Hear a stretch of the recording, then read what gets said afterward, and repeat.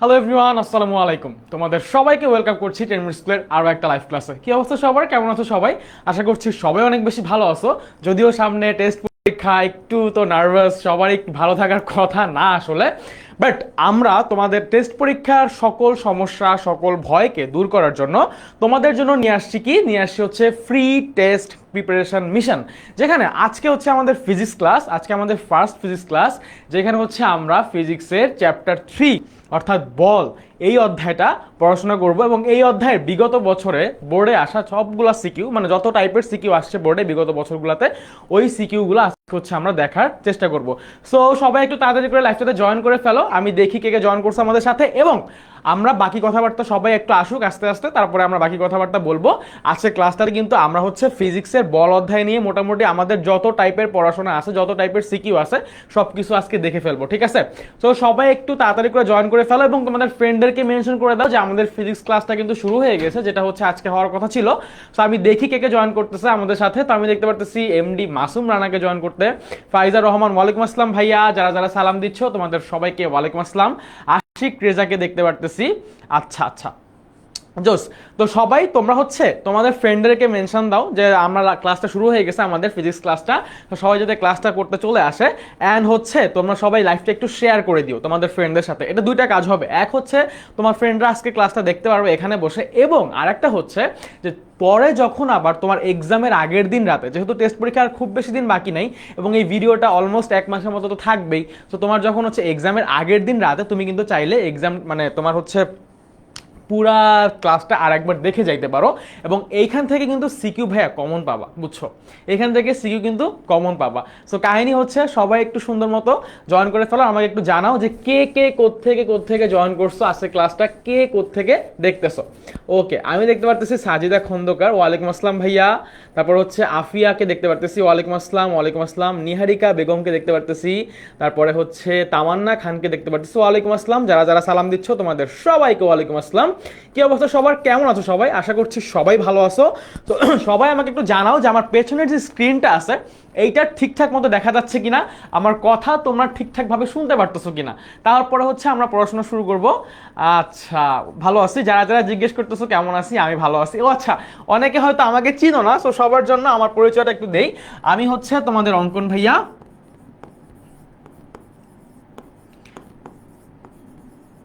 মানে আমার নাম হচ্ছে অঙ্কন। আমি তোমাদের 10 মিনিট স্কুলে ফিজিক্স ইনস্ট্রাক্টর হিসেবে আসি, তোমাদেরকে একটু ফিজিক্স পড়ানোর চেষ্টা করে থাকি। সো আচ্ছা, ফাইজা বলতেছে কিশোরগঞ্জ থেকে। ওকে, সবাই বলতেছে হ্যাঁ ভালোভাবে দেখা যায়, সব কিছু ঠিকঠাক আছে। কানিস ফাতেমা দেখতেছে কুমিল্লা থেকে।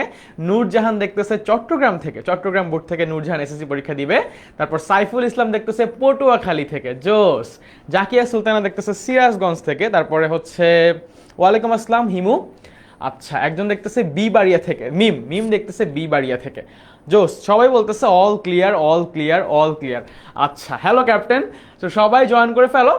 আমরা হচ্ছে আজকে কি বলবো তাহলে, আমার হচ্ছে আজকে আমাদের এক যে ফ্রি যে টেস্ট পরীক্ষার প্রিপারেশন মিশনটা আছে, সেই মিশনের ফিজিক্সের ফার্স্ট ক্লাসে আমরা হচ্ছে বল নিয়ে পড়াশোনা করব। অধ্যায় 3, তোমাদের বইয়ের 3 নাম্বার অধ্যায়, অধ্যায় 3 অর্থাৎ বল।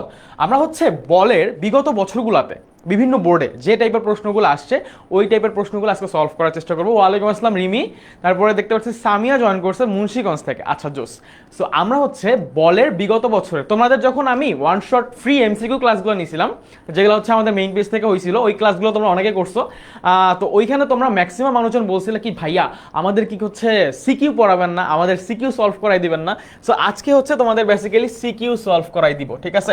তোমাদেরকে সিকিউ সলভ করাই দিব। এবং যারা ভয় পাচ্ছ যে টেস্ট পরীক্ষায় হচ্ছে বল থেকে কি আনসার করব কি করব না, অথবা হচ্ছে যে বল থেকে কোশ্চেন আসলে পারবো কি পারবো না, তারা আজকে ক্লাসটা একটু মনোযোগ দিয়ে করো, একদম শুরু থেকে শেষ পর্যন্ত। যেই প্রশ্নগুলো সলভ করাবো এখানে, সেই প্রশ্নগুলো একটু সলভ করার চেষ্টা করো, একটু বোঝার চেষ্টা করো, ভাইয়া যা যা বলবো সেগুলো একটু শোনার চেষ্টা করো।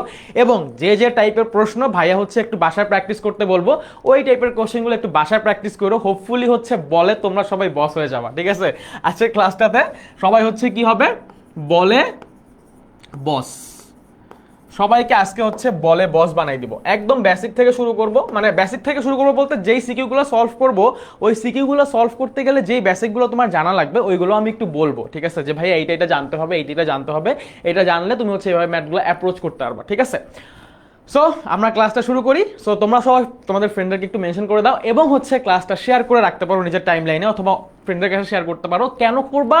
কারণ হচ্ছে তোমার এক্সামের আগে যে তুমি যখন প্রিপারেশন নিচ্ছ ফিজিক্স পরীক্ষার আগের দিন, তখন হচ্ছে তুমি আবার বল অধ্যায়ে যদি কোনো প্রবলেম সলভ করতে যাও, তখন হচ্ছে এই ক্লাসটা একবার দেখে নিলা, তাহলে দেখবা যে তোমার কাছে সবকিছু আরো ইজিয়ার হয়ে যাবে। সো ক্লাসটা পরে দেখার জন্য হইলেও তুমি হচ্ছে লাইভটা শেয়ার করে দিতে পারো। ওকে ওকে। সো ফার্স্ট অফ অল আমাদের হচ্ছে আমি একটু ছোট্ট করে আমাদের সামনে যে শেষ মুহূর্তের প্রস্তুতি কোর্সটা আসতেছে, ওই কোর্স নিয়ে একটু 2 মিনিট কথাবার্তা বলবো। সেটা হচ্ছে এই যে দেখো তোমরা যে আজকে ক্লাসগুলো করতেছো না, তো যারা হচ্ছে আমাদের শেষ মুহূর্তের প্রস্তুতি কোর্সে অলরেডি এনরোলড আসো তোমাদের মধ্য থেকে, তারা কিন্তু আমাদের শেষ মুহূর্তের প্রস্তুতি কোর্সের জন্য একটা প্রাইভেট ফেসবুক গ্রুপ আছে অলরেডি, এবং তোমাদের সেখানে অলরেডি অ্যাড করে দেওয়া হয়েছে। সো ওই গ্রুপটাতে তোমাদের কিন্তু ডাউট সলভ একটা থ্রেড দেওয়া হবে। মানে ডাউট সলভ থ্রেড মানে কি, আমি একটা পোস্ট করে দিব, তো তোমরা হচ্ছে ওই পোস্টের কমেন্টে তোমাদের আজকের ক্লাস রিলেটেড যে কোনো প্রবলেম বলতে পারবা, এবং 24 ঘন্টার মধ্যে আমি হচ্ছে কমেন্টেই তোমাদের ওই প্রশ্নগুলোর উত্তর দিয়ে দেওয়ার চেষ্টা করব। ঠিক আছে, এটা হচ্ছে ফার্স্ট অফ অল। দ্বিতীয়ত হচ্ছে আমাদের এই যে তোমাদের শেষ মুহূর্তের প্রস্তুতি কোর্সের যে ফেসবুক গ্রুপটা বা প্রাইভেট ফেসবুক গ্রুপটা, এই গ্রুপটাতে কারা আছে? যারা হচ্ছে আমাদের এসএমপি কোর্সে এনরোলড, যারা আমাদের এসএমপি কোর্স অথবা শেষ মুহূর্তের প্রস্তুতি কোর্সে যারা হচ্ছে অলরেডি কোর্স কিনে ফেলছে অথবা কোর্সে এনরোলড আছে, তারা কিন্তু এই গ্রুপটাতে জয়েন করছে। তো তাদেরকে আমরা হচ্ছে এই ফ্রি মিশনের পরে যে ক্লাসগুলো হচ্ছে, এই ক্লাসগুলোর পরে আমরা হচ্ছে ডাউট সলভ ক্লাস নিব। টেস্ট পরীক্ষার প্রতি সপ্তাহে 2টা করে ডাউট সলভ ক্লাস হবে। ঠিক আছে, এবং ওই ক্লাসগুলোতে তোমাদের যাবতীয় যে সাবজেক্টে ক্লাস হবে, ওই সাবজেক্টের পুরা সিলেবাসের উপরে যত ডাউট আছে, যত ধরনের ডাউট থাকবে, ওই ডাউটগুলো আমরা হচ্ছে ক্লিয়ার করায় দেওয়ার চেষ্টা করব। ওকে, এরপরে কথা হচ্ছে যে আমাদের এই যে শেষ মুহূর্তের প্রস্তুতি কোর্স, এটাতে যারা এখনো এনরোল করো নাই, এটাও ক্লাস শুরু হবে কয় তারিখ থেকে? ক্লাস শুরু হবে হচ্ছে ডিসেম্বরের 1 তারিখ থেকে। ডিসেম্বরের 1 তারিখ থেকে, এবং এখানে সায়েন্স, আর্টস, কমার্স সবার জন্যই কিন্তু কোর্সটা। সো তোমার প্রত্যেকটা স্ট্রিমের জন্য আলাদা আলাদা কোর্স। তো বিজ্ঞান বিভাগের জন্য যে কোর্সটা আছে, ওই কোর্সটাতে তোমরা যদি এনরোল করতে চাও, এখনো যদি না করে থাকো, যদি করতে চাও, তাহলে হচ্ছে একটা প্রোমো কোড, মানে একটা ডিসকাউন্ট প্রোমো কোড তোমরা যদি ইউজ করো, সেক্ষেত্রে তোমরা একটা ডিসকাউন্ট পাবা। ডিসকাউন্ট প্রোমো কোডটা হচ্ছে অঙ্কন ভাইয়ের নামে, মানে আমার নামে।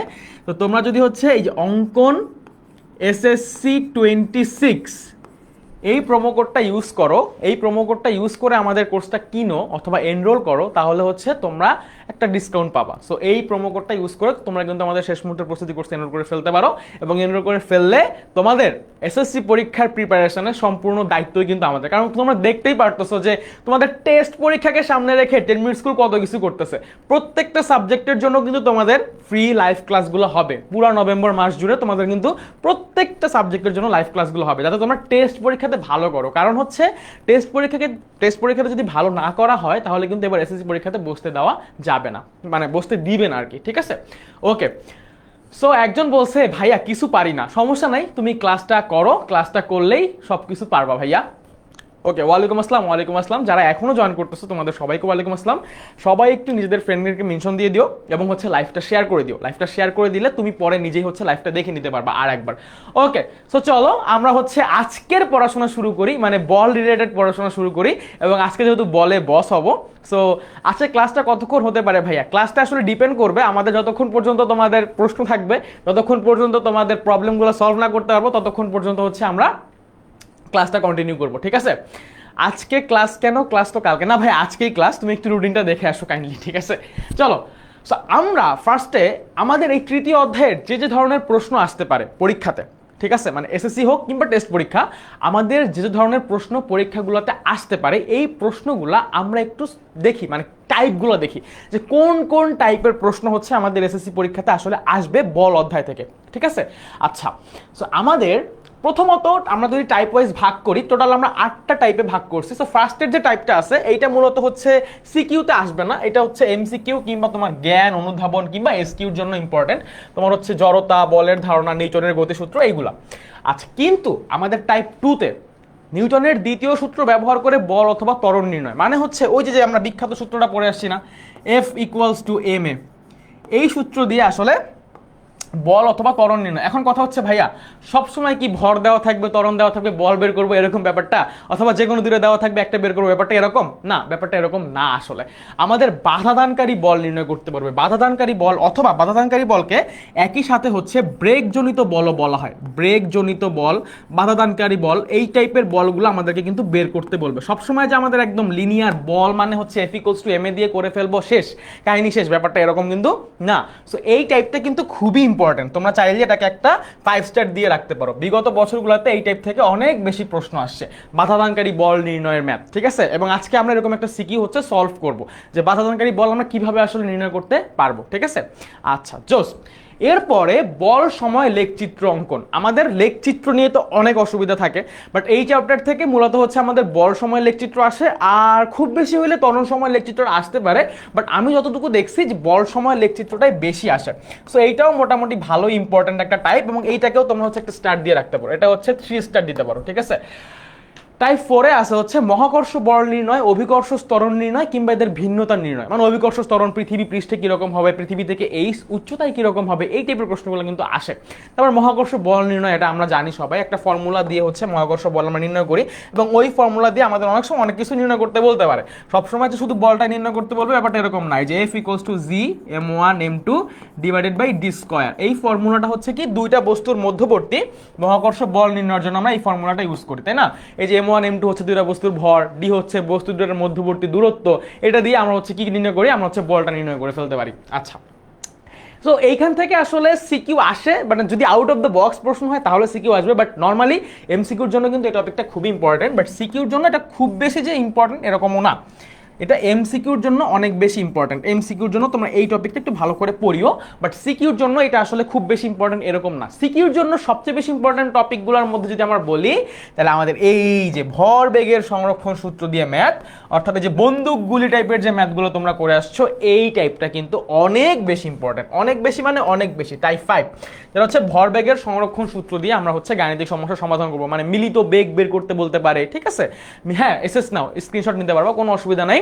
সো এখান থেকে হচ্ছে আমাদেরকে মিলিত বেগ নির্ণয় করতে বলবে, অথবা হচ্ছে দুইটা বস্তুর মধ্যে ধাক্কা লাগছে বা সংঘর্ষ হয়েছে, হওয়ার পরে বস্তুদ্বয় কোন বেগে কোন দিকে যাবে, এই টাইপের প্রশ্নগুলো কিন্তু পরীক্ষাতে আসে। সো এইগুলো একটু খেয়াল করব যে আমাদের ভর বেগের সংরক্ষণ সূত্র দিয়ে গাণিতিক সমস্যা অথবা মিলিত বেগ নির্ণয়, এই টাইপের প্রশ্নগুলো পরীক্ষাতে আসবে। টাইপ 6 হচ্ছে ঘর্ষণ বল অথবা কার্যকারী বল অথবা কার্যকারী ত্বরণ নির্ণয়।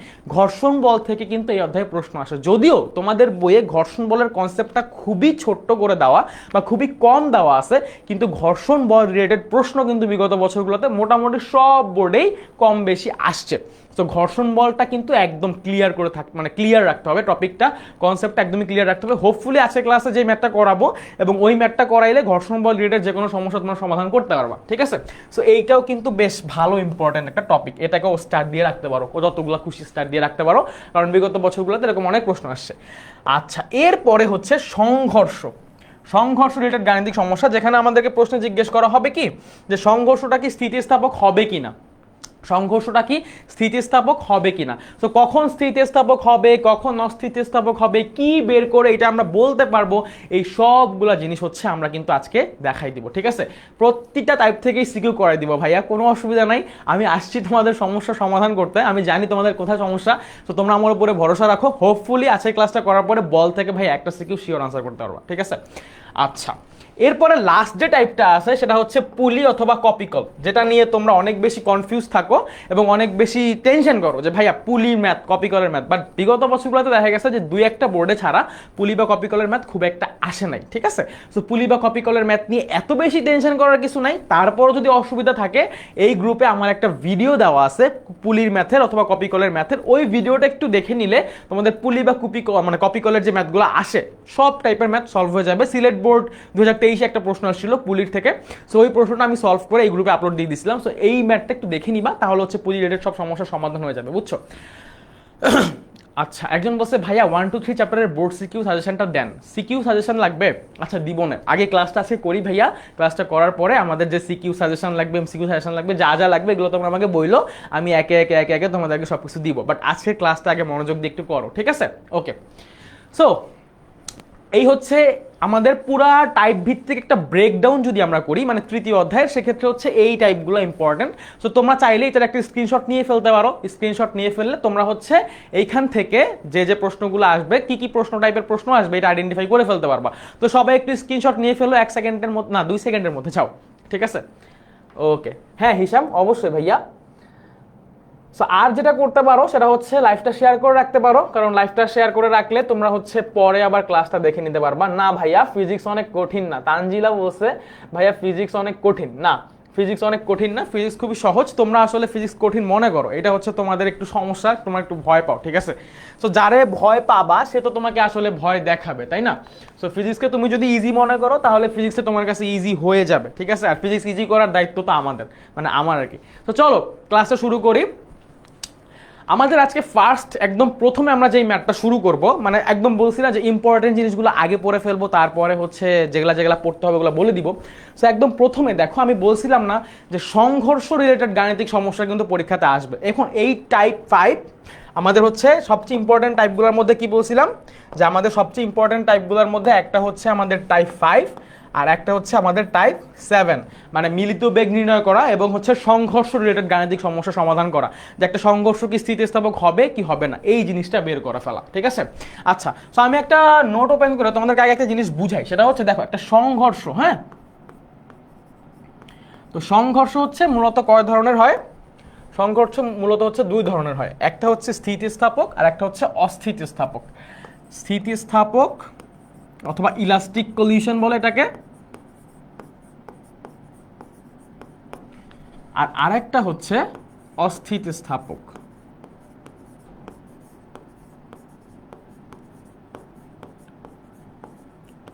সো আমাদের এখন কথা হচ্ছে যে ভাই আমরা কিভাবে বুঝবো যে কোন সংঘর্ষটা হচ্ছে স্থিতিস্থাপক সংঘর্ষ হবে আর কোন সংঘর্ষটা হচ্ছে অস্থিতিস্থাপক সংঘর্ষ হবে?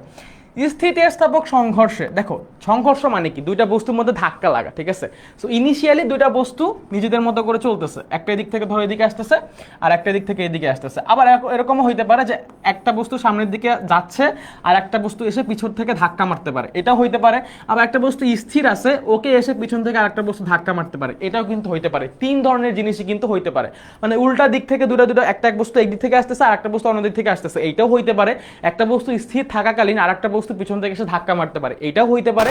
আবার হচ্ছে কি করতে পারে, যে একটা বস্তু চলতেছে ওইটাকে পিছন থেকে এসে আরেকটা বস্তু ধাক্কা মেরে দিতে পারে, এইটাও হইতে পারে। এই 3 ধরনের সংঘর্ষ কিন্তু বেসিক্যালি হইতে পারে। এখন কথা হচ্ছে যে সংঘর্ষটা স্থিতিস্থাপক আমরা কখন বলবো আর অস্থিতিস্থাপক আমরা কখন বলবো, এইটা আসলে ডিপেন্ড করে কিসের উপরে জানো? এই যে বস্তুটা চলতেছিল না শুরুতে, ওর একটা ভর আছে, ধরো ওর ভর হচ্ছে m1, ওর ভর হচ্ছে m2। তো এই বস্তুটা ইনিশিয়ালি বা অথবা প্রাথমিকভাবে ওর যে বেগটা ছিল সেটা হচ্ছে ওর আদিবেগ u1, আর এই বস্তুর ক্ষেত্রে আদিবেগ হচ্ছে u2। যখন এদের মধ্যে সংঘর্ষ হবে অথবা যখন এদের মধ্যে ধাক্কা লাগবে তখন এদের বেগটা চেঞ্জ হয়ে যাবে, ওর u1 বেগটা চেঞ্জ হয়ে v1 হয়ে যাবে, মানে শেষ বেগ হয়ে যাবে হচ্ছে v1, ওর ক্ষেত্রে শেষ বেগ হয়ে যাবে হচ্ছে v2।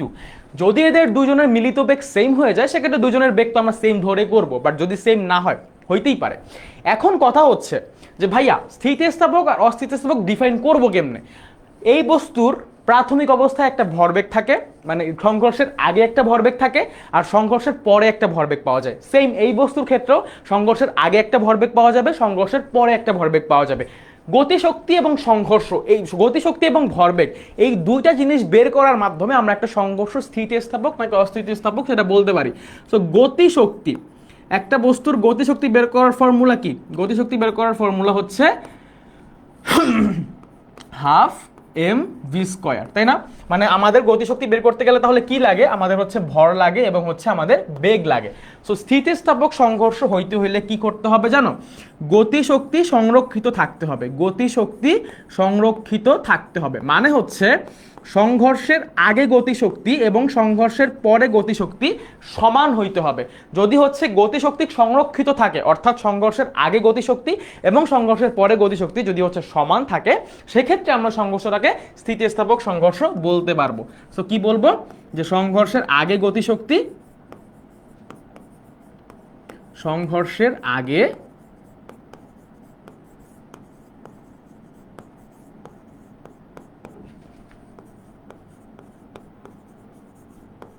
তার মানে হচ্ছে সংঘর্ষের আগে যদি দুইটা বস্তুর ভর এবং বেগ আমি জানি, তাহলে হচ্ছে আমি গতিশক্তিটা বের করে ফেলতে পারবো। সো যদি হচ্ছে দেখি সংঘর্ষের আগে তাদের যে মোট গতিশক্তি আসছে এবং সংঘর্ষের পরে যে মোট গতিশক্তি আসছে এই দুইটাই সমান, তাহলে আমরা বলতে পারবো যে সংঘর্ষটা হচ্ছে স্থিতিস্থাপক সংঘর্ষ। আর যদি শুধুমাত্র ভরবেগ সংরক্ষিত থাকে কিন্তু গতিশক্তি সংরক্ষিত না থাকে, সেক্ষেত্রে আমরা ওইটাকে বলবো হচ্ছে অস্থিতিস্থাপক সংঘর্ষ। ঠিক আছে? আচ্ছা ভাই, এত কিছু কেন বলতেছেন? কারণ আমরা এখন যে ম্যাথটা করব ওই ম্যাথটাতে আসলে এই জিনিসগুলো একটু লাগবে। ঠিক আছে, চলো ম্যাথটা একটু দেখি। এই ম্যাথটা হচ্ছে রাজশাহী বোর্ডে আসছে 2023 সালে, যেখানে দেখো দুইটা বস্তু যাচ্ছে সংঘর্ষের আগে এবং সংঘর্ষের পরে, দুইভাবে দুইটা বস্তুকে দেখানো হয়েছে এবং হচ্ছে বলা আছে যে সংঘর্ষের পর বস্তুদ্বয় একই বেগে চলতে থাকে। তার মানে তাদের বেগ হচ্ছে একটা মিলিত বেগে পরিণত হয়ে যায় এবং ওই বেগে হচ্ছে তারা সামনের দিকে চলতে থাকে। আচ্ছা, এটা ঠিক আছে। এখন কথা হইল যে দুইটা যে বস্তু আছে এদের কি কি ইনফরমেশন তোমার কাছে দেওয়া আছে। দেখো ভাইয়া, ফিজিক্সে যারা ভয় পাও অথবা প্রবলেম সলভ করতে পারো না তাদেরকে একটা জিনিস বলি, সেটা হচ্ছে যখন তুমি একটা প্রবলেম সলভ করবা বা একটা প্রবলেম যখন হচ্ছে অ্যাপ্রোচ করবা সলভ করার জন্য, কি করবা? ফার্স্টে হচ্ছে তুমি দেখবা যে তোমার কাছে এই যে উদ্দীপকটা আছে অথবা স্টেমটা আছে এইখানে কি কি ইনফরমেশন দেওয়া আছে। ওই ইনফরমেশনগুলো যদি তুমি ভালো মতো বুঝতে পারো তাহলে তোমার ম্যাথের 25% সলিউশন ওখানেই হয়ে যায়, তুমি যদি ইনফরমেশনগুলো ভালোভাবে বুঝতে পারো। ঠিক আছে? সো এখানে কি বলা হয়েছে যে সংঘর্ষের আগে একটা বস্তুর ভর আছে 950 কেজি আর একটা বস্তুর ভর আছে হচ্ছে 700 কেজি। ঠিক আছে? আচ্ছা, সংঘর্ষের পরেও ভর সেমই থাকে। একটা বস্তুর ভর কিন্তু কনস্ট্যান্ট জিনিস। ঠিক আছে? ভর হচ্ছে কনস্ট্যান্ট জিনিস, ভর কিন্তু চেঞ্জ হয় না। ভর কি থাকে? ভর হচ্ছে কনস্ট্যান্ট অথবা ধ্রুব থাকে। যদি হচ্ছে বস্তুটার আকৃতিগত অথবা আকারে কোনো পরিবর্তন না আসে তাহলে কিন্তু বস্তুর আসলে ভরের কোনো চেঞ্জ হয় না, ভর কিন্তু কনস্ট্যান্ট অথবা ধ্রুবক থাকে। এখন এই বস্তুটার বেগ ছিল হচ্ছে 50 kilometre per hour. 50 kilometre per hour বেগে বস্তুটা এই দিকে আসতেছিল, আর এই বস্তুটার বেগ ছিল হচ্ছে 65 kilometre per hour. Kilometre per hour তো বুঝি, মানে হচ্ছে কিলোমিটার পার ঘন্টা অথবা 1 ঘন্টায় এটা হচ্ছে 50 কিলোমিটার যাচ্ছে যেই বেগে চলতেছে, এবং এইটা হচ্ছে 1 ঘন্টায় 65 কিলোমিটার মানে চলতে পারবে বা যাইতে পারবে যে বেগে চলতেছে সেই বেগে চলতে থাকলে। তাহলে এই দুইটার দিক কিন্তু বিপরীত, একটা যাচ্ছে এই দিক থেকে এই দিকে আর একটা আসতেছে এই দিক থেকে এই দিকে। আচ্ছা, প্রথম প্রশ্নটাতে আমাদেরকে কি জিজ্ঞেস করা হয়েছে যে বস্তুদ্বয়ের মিলিত বেগ নির্ণয় করো। কি নির্ণয় করতে বলছে ভাইয়া? মিলিত বেগ নির্ণয় করতে বলছে। অনেকেই বলছে যে এইটা পারবো এটা পারবো, অনেকে একজন বলতেছে এই চ্যাপ্টার খুবই ইজি। আরে সেরা, জোস। সো চলো আমরা হচ্ছে এই ম্যাথটা একটু সলভ করার চেষ্টা করি। সো আমাদের কাছে যে যে ইনফরমেশনগুলো দেওয়া ছিল ওইগুলো একটু আমরা আগে লিখে ফেলি। হ্যাঁ, ওকে। সো এখানে যেহেতু দুইটা বস্তু ছিল, বস্তুর জন্য আলাদা আলাদাভাবে ইনফরমেশনগুলো লিখবো। সো প্রথম বস্তুর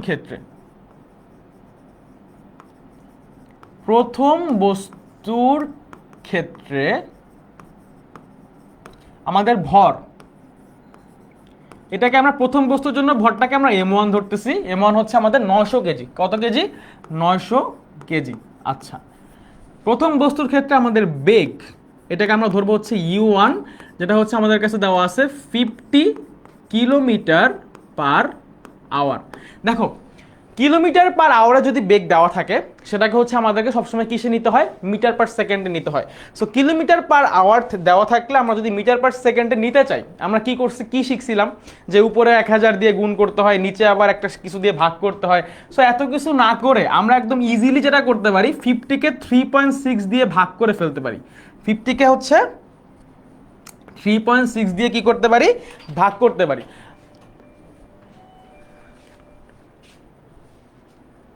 50কে আমরা হচ্ছে 3.6 দিয়ে ভাগ করে ফেলতে পারি। যদি আমরা 50কে 3.6 দিয়ে ভাগ করি তাহলে হচ্ছে আমরা মিটার পার সেকেন্ড ইউনিটে আমাদের আদিবেগটাকে কনভার্ট করতে পারবো। সো আমরা এটা একটা শর্টকাট মনে রাখবা যে কিলোমিটার পার আওয়ার থেকে আমি যদি হচ্ছে মিটার পার সেকেন্ডে নিতে চাই তাহলে হচ্ছে আমি 3.6 দিয়ে ভাগ করে দিব। কিলোমিটার পার আওয়ারে যে ভ্যালুটা দেওয়া থাকবে ওই ভ্যালুটাকে আমি হচ্ছে 3.6 দিয়ে কি করে দিব? ভাগ করে দিব। ভাগ করে দিলে আমি হচ্ছে মিটার পার সেকেন্ডে কিন্তু আমার যে ভ্যালুটা দরকার সেটা পাবো। আচ্ছা, এরপরে দ্বিতীয় বস্তুর ক্ষেত্রে আমাদের ভর কত দেওয়া ছিল?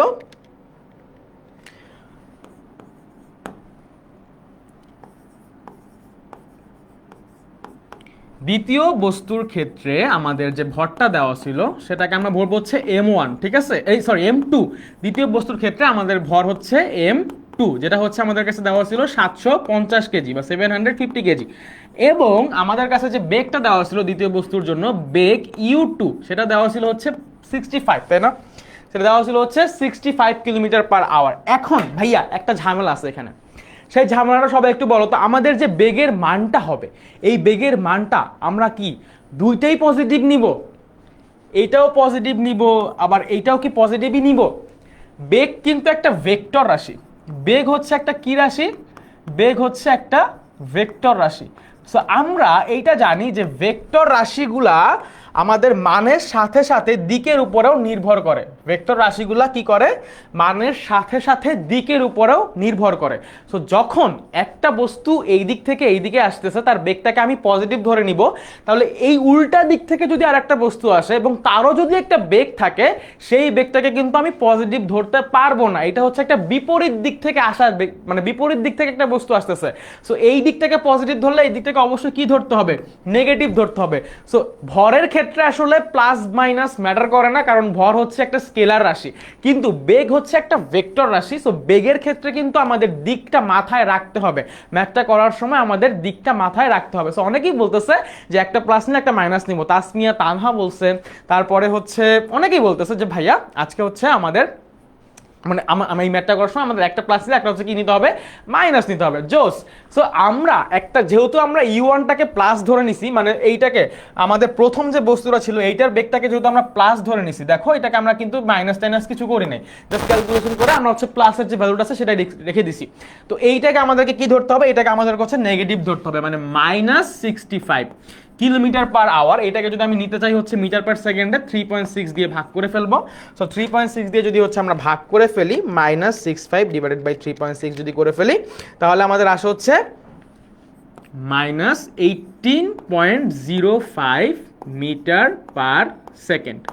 ওকে, এখন আমাদেরকে বের করতে বলছে কি? মিলিত বেগ। সো মিলিত বেগটাকে আমরা ধরে নিলাম হচ্ছে ভি। মিলিত বেগটাকে ধরে নিলাম হচ্ছে ভি। কেন ভি ধরলাম? কারণ এই দুইটা বস্তুরই শেষ বেগ আছে। এইটার শেষ বেগ V1, এটা শেষ বেগ V2, কিন্তু দুইটাই তো সেম হয়ে যায়। মানে এই বস্তুর বেগ আর এই বস্তুর বেগ সেম হয়ে যাবে, এটা প্রশ্নেই বলা আছে। এটা কি আছে? প্রশ্নেই বলা আছে। আমাদেরকে প্রশ্নেই বলে দিচ্ছে, দেখো যে সংঘর্ষের পর বস্তুদ্বয় একই বেগে চলতে থাকে। সংঘর্ষের পরে কি করে? বস্তুদ্বয় একই বেগে চলতে থাকে। Redwan Labib MCQ one shot দুইটা ফ্রি ক্লাস হয়েছে ভাইয়া, তোমাদের ক্লাস 9-এর জন্য হয়েছে, ক্লাস 10-এর জন্য হয়েছে। সো আজকে হচ্ছে আমাদের সিকিউ সলভ ক্লাস, বুঝছো? আচ্ছা, তো এখন কথা হইলো যে আমাদের মিলিত বেগ যখন বের করতে বলে, আমরা কোন সূত্র দিয়ে মিলিত বেগটা বের করব? আমরা ভর বেগে সংরক্ষণশীলতার সূত্র ইউজ করব। কোন সূত্র ইউজ করব? এটা হচ্ছে আমাদের গ নাম্বার ছিল, তাই না? আমরা হচ্ছে ভর বেগের সংরক্ষণশীলতার সূত্র, ভর বেগের সংরক্ষণশীলতার সূত্র অনুযায়ী। তো ভরবেগের সংরক্ষণশীলতার সূত্র অনুযায়ী আমরা কি লিখতে পারি? আমাদের m1u1 plus m2u2 equals to m1v1 plus m2v2। এটা হচ্ছে ভরবেগের সংরক্ষণশীলতা সূত্র। মানে হচ্ছে সংঘর্ষের আগে ভরবেগ এবং সংঘর্ষের পরে ভরবেগ দুইটা হচ্ছে কি থাকে? সমান থাকে। এইটাই হচ্ছে ভরবেগের সংরক্ষণশীলতার সূত্র। এই যে স্নিগ্ধা সুন্দর একটা প্রশ্ন করছে যে ভাইয়া -65 কেন হইলো, এটা আর একবার একটু ব্যাখ্যা করেন। দেখো স্নিগ্ধা, আমরা যখন এই ম্যাথটা খেয়াল করতেছি দেখলাম যে একটা বস্তুর এই যে দেখো অ্যারো চিহ্নটা দেওয়া আছে, তার মানে এই বস্তুটা এই দিকে যাচ্ছে আর এই বস্তুটা এই দিকে আসতেছে, মানে দুজনের দিক হচ্ছে বিপরীত, ঠিক আছে? তো যখন বিপরীত দিক থেকে একটা বস্তু আসবে আর একটা বস্তু অন্য দিক থেকে আসবে, সেক্ষেত্রে আমাদের যদি ভেক্টর কোনো রাশিকে কনসিডার করতে হয়, তাহলে একটার দিককে যদি আমি পজিটিভ নেই, তাহলে আর একটার দিককে আমার হচ্ছে নেগেটিভ নিতে হবে। এটা হচ্ছে ভেক্টর রাশির ক্ষেত্রে অবশ্যই প্রযোজ্য। সো আমাদের এখানে ম্যাথ করার সময় দুইটা জিনিস নিয়ে কাজ করতেছি, একটা হচ্ছে ভর আর একটা হচ্ছে বেগ। সো ভর তো স্কেলার রাশি, ওইটার দিক নিয়ে আমাদের কোনো মাথা ব্যথা নাই। কিন্তু ভাইয়া যখন বেগ নিয়ে কাজ করব, বেগ হচ্ছে একটা ভেক্টর রাশি। সো ভেক্টর রাশির ক্ষেত্রে আমাদেরকে মানের পাশাপাশি দিকটাও কনসিডার করতে হয়। যেহেতু দিকটা কনসিডার করতে হচ্ছে, এই জন্য আমরা একটাকে পজিটিভ ধরে নিচ্ছি আর একটাকে নেগেটিভ ধরেছি। তুমি যে কোনো একটাকে পজিটিভ ধরতে পারো, এটা কোনো ইস্যু নাই যে এইটাকেই ধরতে হবে। বাট তুমি হচ্ছে যদি এরকম চিন্তা করো যে হ্যাঁ এইটাকে পজিটিভ, কোনটাকে ধরবো, সেক্ষেত্রে যেটার ভরবেগ ইনিশিয়াল ভরবেগ বেশি ওটাকে ধরা যেতে পারে। বাট এটা কোনো এরকম বাধ্যবাধকতা নাই যে এইটাকে পজিটিভ ধরতে হবে ওইটাকে নেগেটিভ ধরতে হবে। তুমি যে কোনো একটাকে পজিটিভ ধরলে আর একটাকে নেগেটিভ ধরবা যদি হচ্ছে উল্টা দিক থেকে আসে। ঠিক আছে। আচ্ছা, ভরবেগের সংরক্ষণশীলতার সূত্র বুঝতে অসুবিধা হওয়ার কিছু নাই আসলে। ভরবেগের সংরক্ষণশীলতার সূত্র কি বলে, যে একটা বস্তুর সংঘর্ষের আগে ভরবেগ, মানে আমরা একটা বস্তু যখন ইনিশিয়ালি চলতেছিল তখন ওর ভর ছিল m1 আর ওর ভর ছিল m2, ওর বেগ ছিল u1, ওর বেগ ছিল u2।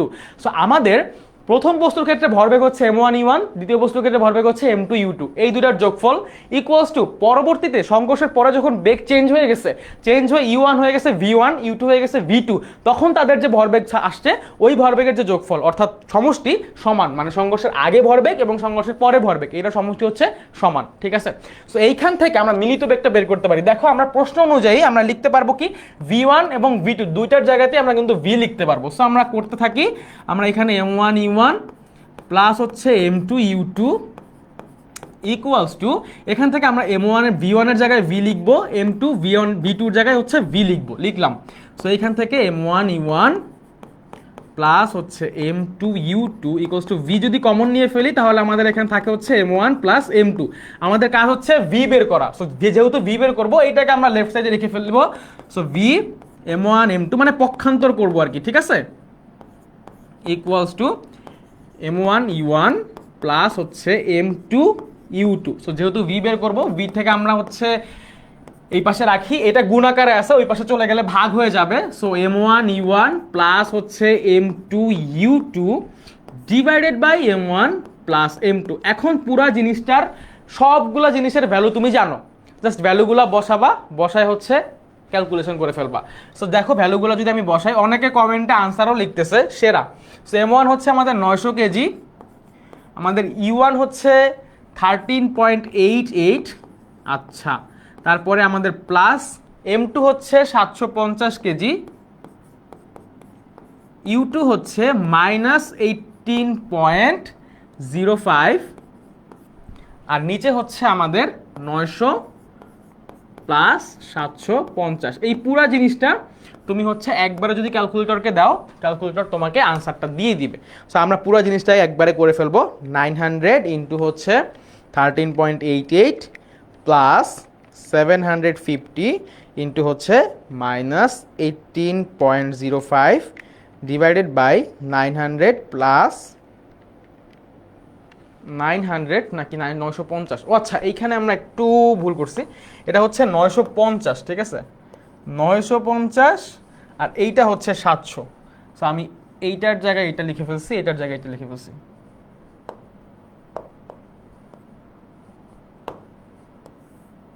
এটা হচ্ছে 950 আর এটা হচ্ছে 700, ঠিক আছে, ওকে। সো এখন 950 ইন্টু হচ্ছে 13.88 প্লাস 700 ইন্টু হচ্ছে -18.05 ইকুয়ালস টু এত ডিভাইডেড বাই 950 প্লাস 700। সো আমাদের কত আসে 0.33, 0.33 মিটার পার সেকেন্ড। দেখো এই ভেলোসিটিটা কিন্তু আবার আমার পজিটিভ আসছে, কোনো নেগেটিভ কোনো কিছু আসে নাই, মানে মাইনাস কোনো কিছু আসে নাই, তাই না? তো 0.33 আমরা দশমিকের পরে দুই সংখ্যা পর্যন্ত কনসিডার করলেই হবে। সো এইটাই হচ্ছে কিন্তু আমাদের আনসার। সো আমাদের মিলিত বেগটা হচ্ছে কত 0.33 মিটার পার সেকেন্ড। সবাই বুঝতে পারছো? আমাদের খুবই সহজ এই টাইপের ম্যাথগুলো, এমসিকিউতে আসে অনেক সময় মিলিত বেগ বের করা। আমরা জাস্ট ভরবেগের সংরক্ষণ সূত্রটা ইউজ করছি, ভরবেগের সংরক্ষণ সূত্রটা ইউজ করে আমরা হচ্ছে, আচ্ছা হ্যাঁ ভরবেগ আমরা এইখানেও কি এইখানেও উল্টো লিখছি,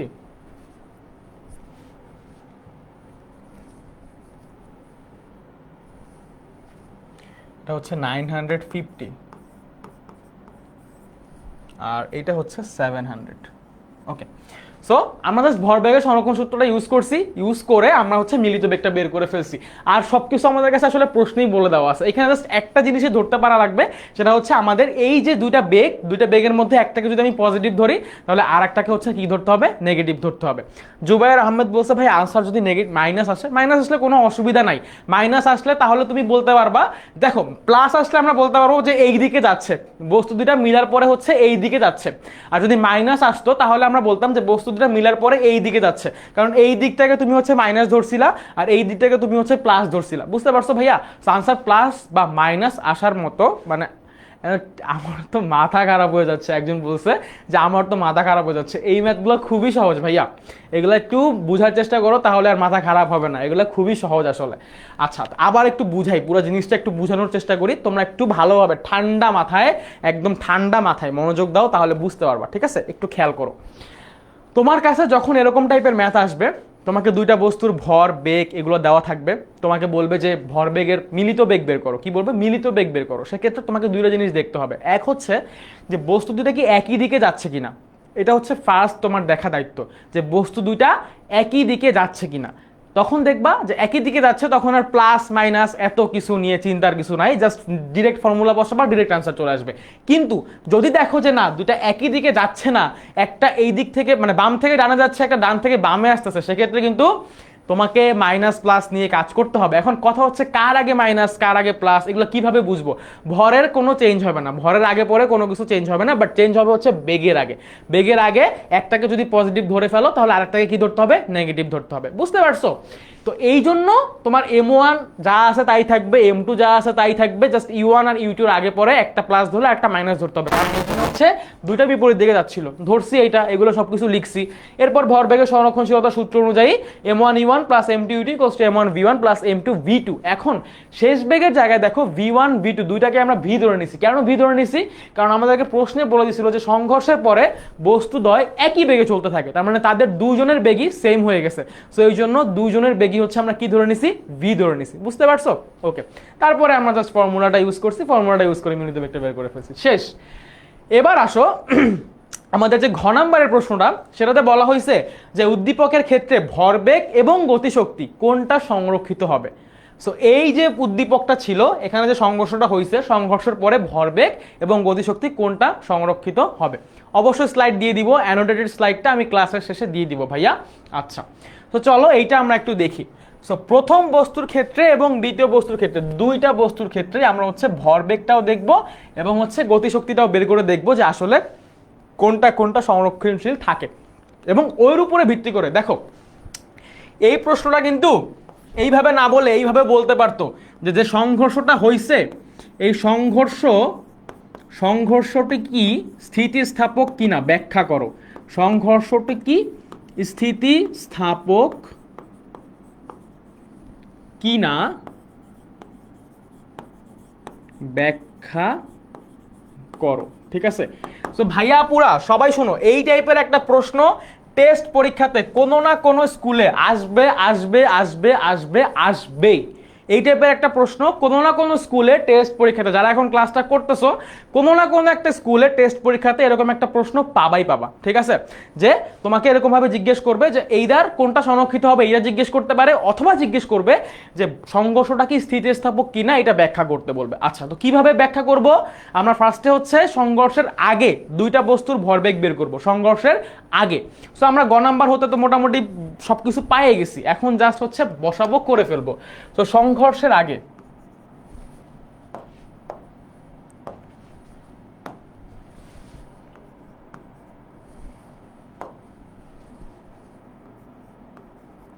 সংঘর্ষের আগে প্রথম বস্তুর ভরবেগ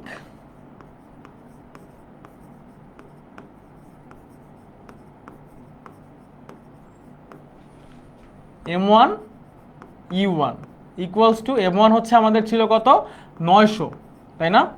950, সরি 950। M1 ছিল হচ্ছে 950, আর E1 ছিল হচ্ছে, আমরা E1টা বের করেছিলাম গতে, মানে মিটার পার সেকেন্ড ইউনিটে 13.88।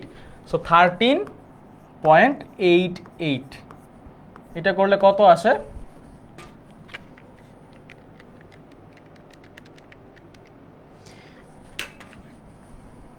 13,186 এত কেজি মিটার পার সেকেন্ড। এটা হচ্ছে আমাদের ভরবেগের একক, কেজি মিটার পার সেকেন্ড। আচ্ছা, এবার দ্বিতীয় বস্তুর ভরবেগ সংঘর্ষের আগে কত তাহলে? দ্বিতীয় বস্তুর ভরবেগ M2 U2 equals to, M2 হচ্ছে আমাদের কত? 700, আর U2 ছিল কত? U2 ছিল হচ্ছে 18.02। ওকে, সো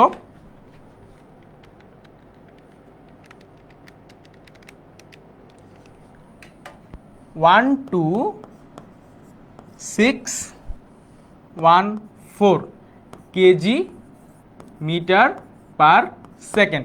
এইটা হচ্ছে সংঘর্ষের আগে আমাদের দুইটা বস্তুর ভরবেগ, ঠিক আছে? প্রথম বস্তু এবং দ্বিতীয় বস্তু, এই দুইটা বস্তুর ক্ষেত্রে আমাদের হচ্ছে সংঘর্ষের আগে ভরবেগ।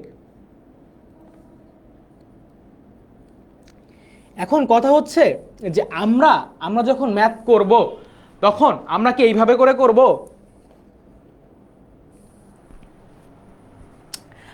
আমাদের এই যে এই ভরবেগটা ছিল হচ্ছে মানে আমাদের এই বস্তুর বেগটা কিন্তু আমরা মাইনাস ধরেছিলাম, তাই না? মাইনাস ধরে করছিলাম, মাইনাস। সো এটা কিন্তু আমাদের আলটিমেটলি কি মাইনাস হবে। So minus 12,614। আচ্ছা, এখন আমাদের টোটাল ভরবেগ, তো মোট সমষ্টি অথবা মোট ভরবেগের সমষ্টি, মোট সংঘর্ষের আগে মোট ভরবেগ, এটাকে আমরা ধরো P1 লিখলাম। P1 ইকুয়ালস টু হচ্ছে M1 E1 plus M2 U2। তাহলে আমাদের M1 E1 ছিল কত? 13,186, 13,186 প্লাস এইখানে হচ্ছে আমাদের মাইনাস 12,614। তো এখান থেকে আমাদের কত আসবে? 13,186 মাইনাস 12,614, 572 বা 572 কেজি মিটার পার সেকেন্ড। এটা হচ্ছে আমাদের সংঘর্ষের আগে দুইটা বস্তুর মোট ভরবেগ অথবা সংঘর্ষের আগে দুইটা বস্তুর মোট ভরবেগের সমষ্টি। আমাদের 553 আসার কথা।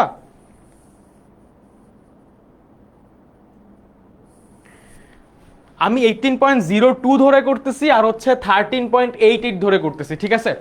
এখন আমরা আবার সংঘর্ষের পরে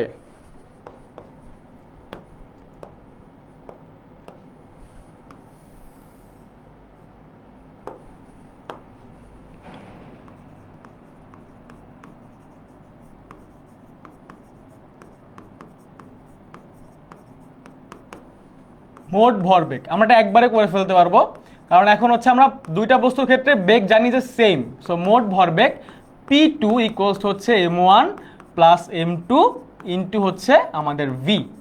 সো আমাদের M1 হচ্ছে 950, M2 হচ্ছে 700, আর আমরা V বের করছিলাম হচ্ছে 0.33, তাই না? সো আমাদের এখানে আলটিমেটলি আসে হচ্ছে 950 যোগ 700 গুণ 0.33, 0.33। আমরা হচ্ছে এই ক্যালকুলেশনটা আমরা আরেকটু দশমিকের ওই পাশে বেশি নিতে হবে, ধরো 0.335 নিতে হবে। তাহলে 950 যোগ হচ্ছে 700 ইন্টু 0.335, আমাদের 553 মতো আসবে, ঠিক আছে? 553।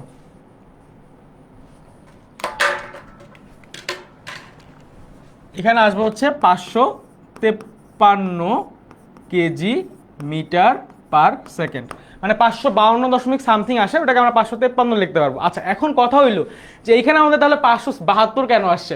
কারণ আমরা এই যে ভ্যালুগুলা হচ্ছে একদম বেশি বেশি, মানে এই যে ক্যালকুলেশন যদি আমরা করি তাহলে অনেক সময় ক্যালকুলেশনে অনেক জায়গায় 13.86 ধরে করা হয়েছে, অনেক জায়গায় 13.84 ধরে করা হয়েছে। আমরা ধরো 50 কিলোমিটার পার আওয়ারকে আমরা কি করছি 50 ডিভাইডেড বাই 3.6 করছি, তো আমাদের 13.89 আসছে। তো আমরা 89 ধরে করতে পারতাম, তো আমরা 89 ধরে করতাম, আর এইখানে হচ্ছে 18.06 ধরে করতাম। আমরা 18.02 ধরে করছি এখানে, আই গেস, তাই না? 18.02 ধরে করছি, এটাকে আমরা 06 ধরে করি, আর এটা হচ্ছে 89 ধরে করি। তাহলে আমাদের হচ্ছে আনসারটা কাছাকাছি আসবে, এটা মিলে যাবে, মানে মিলে যাওয়ার কথা। ভরবেগ দুইটা বস্তুর ক্ষেত্রে সমান হওয়ার কথা।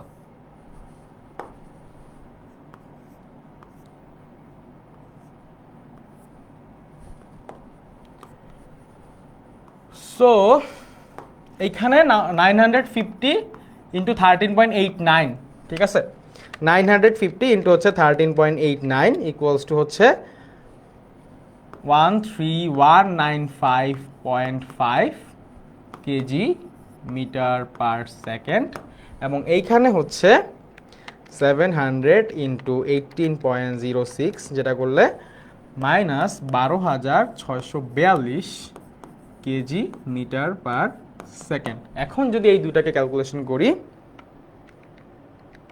13195.5 মাইনাস আনসার, আমাদের আসা হচ্ছে 553.5। ঠিক আছে, সো এইখানে আমরা এই ভ্যালু দুটা ইউজ না করে আমরা একদম অ্যাকুরেট ভ্যালুটা ইউজ করব, 13,195.5 মাইনাস হচ্ছে 12,642। এটা করলে আমাদের এইখানেও চলে আসবে হচ্ছে 553 কেজি মিটার পার সেকেন্ড।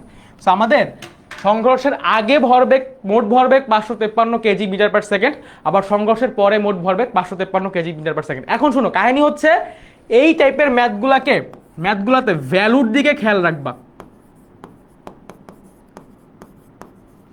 মানে দশমিকের পরে যে ভ্যালুগুলো থাকবে ওইগুলোর দিকে খেয়াল রাখবা, কোনো একটা সংখ্যাও যেন উল্টাপাল্টা না হয়।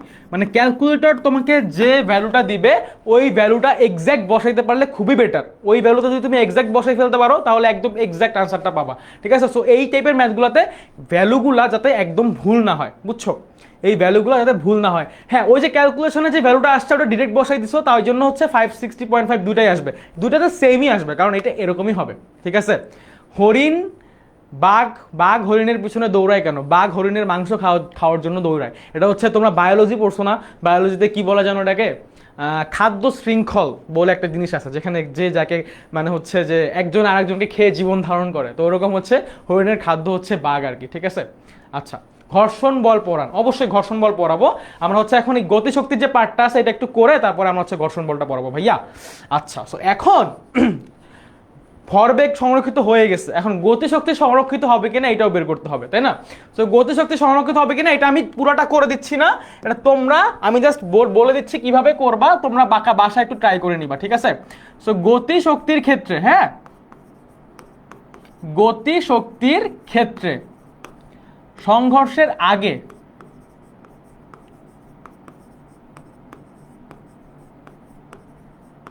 আচ্ছা আমি করেই দিচ্ছি, সংঘর্ষের আগে মোট গতিশক্তি E1 ইকুয়ালস টু হচ্ছে half m1 u1 square plus half m2 u2 square. আর সংঘর্ষের পরে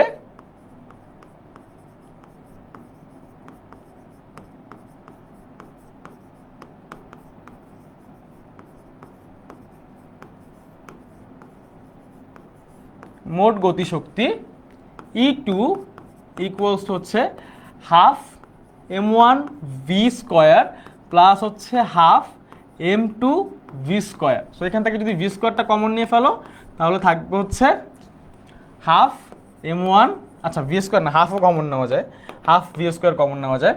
সো হাফ v স্কয়ার যদি কমন নাও তাহলে থাকবে হচ্ছে m1 প্লাস m2।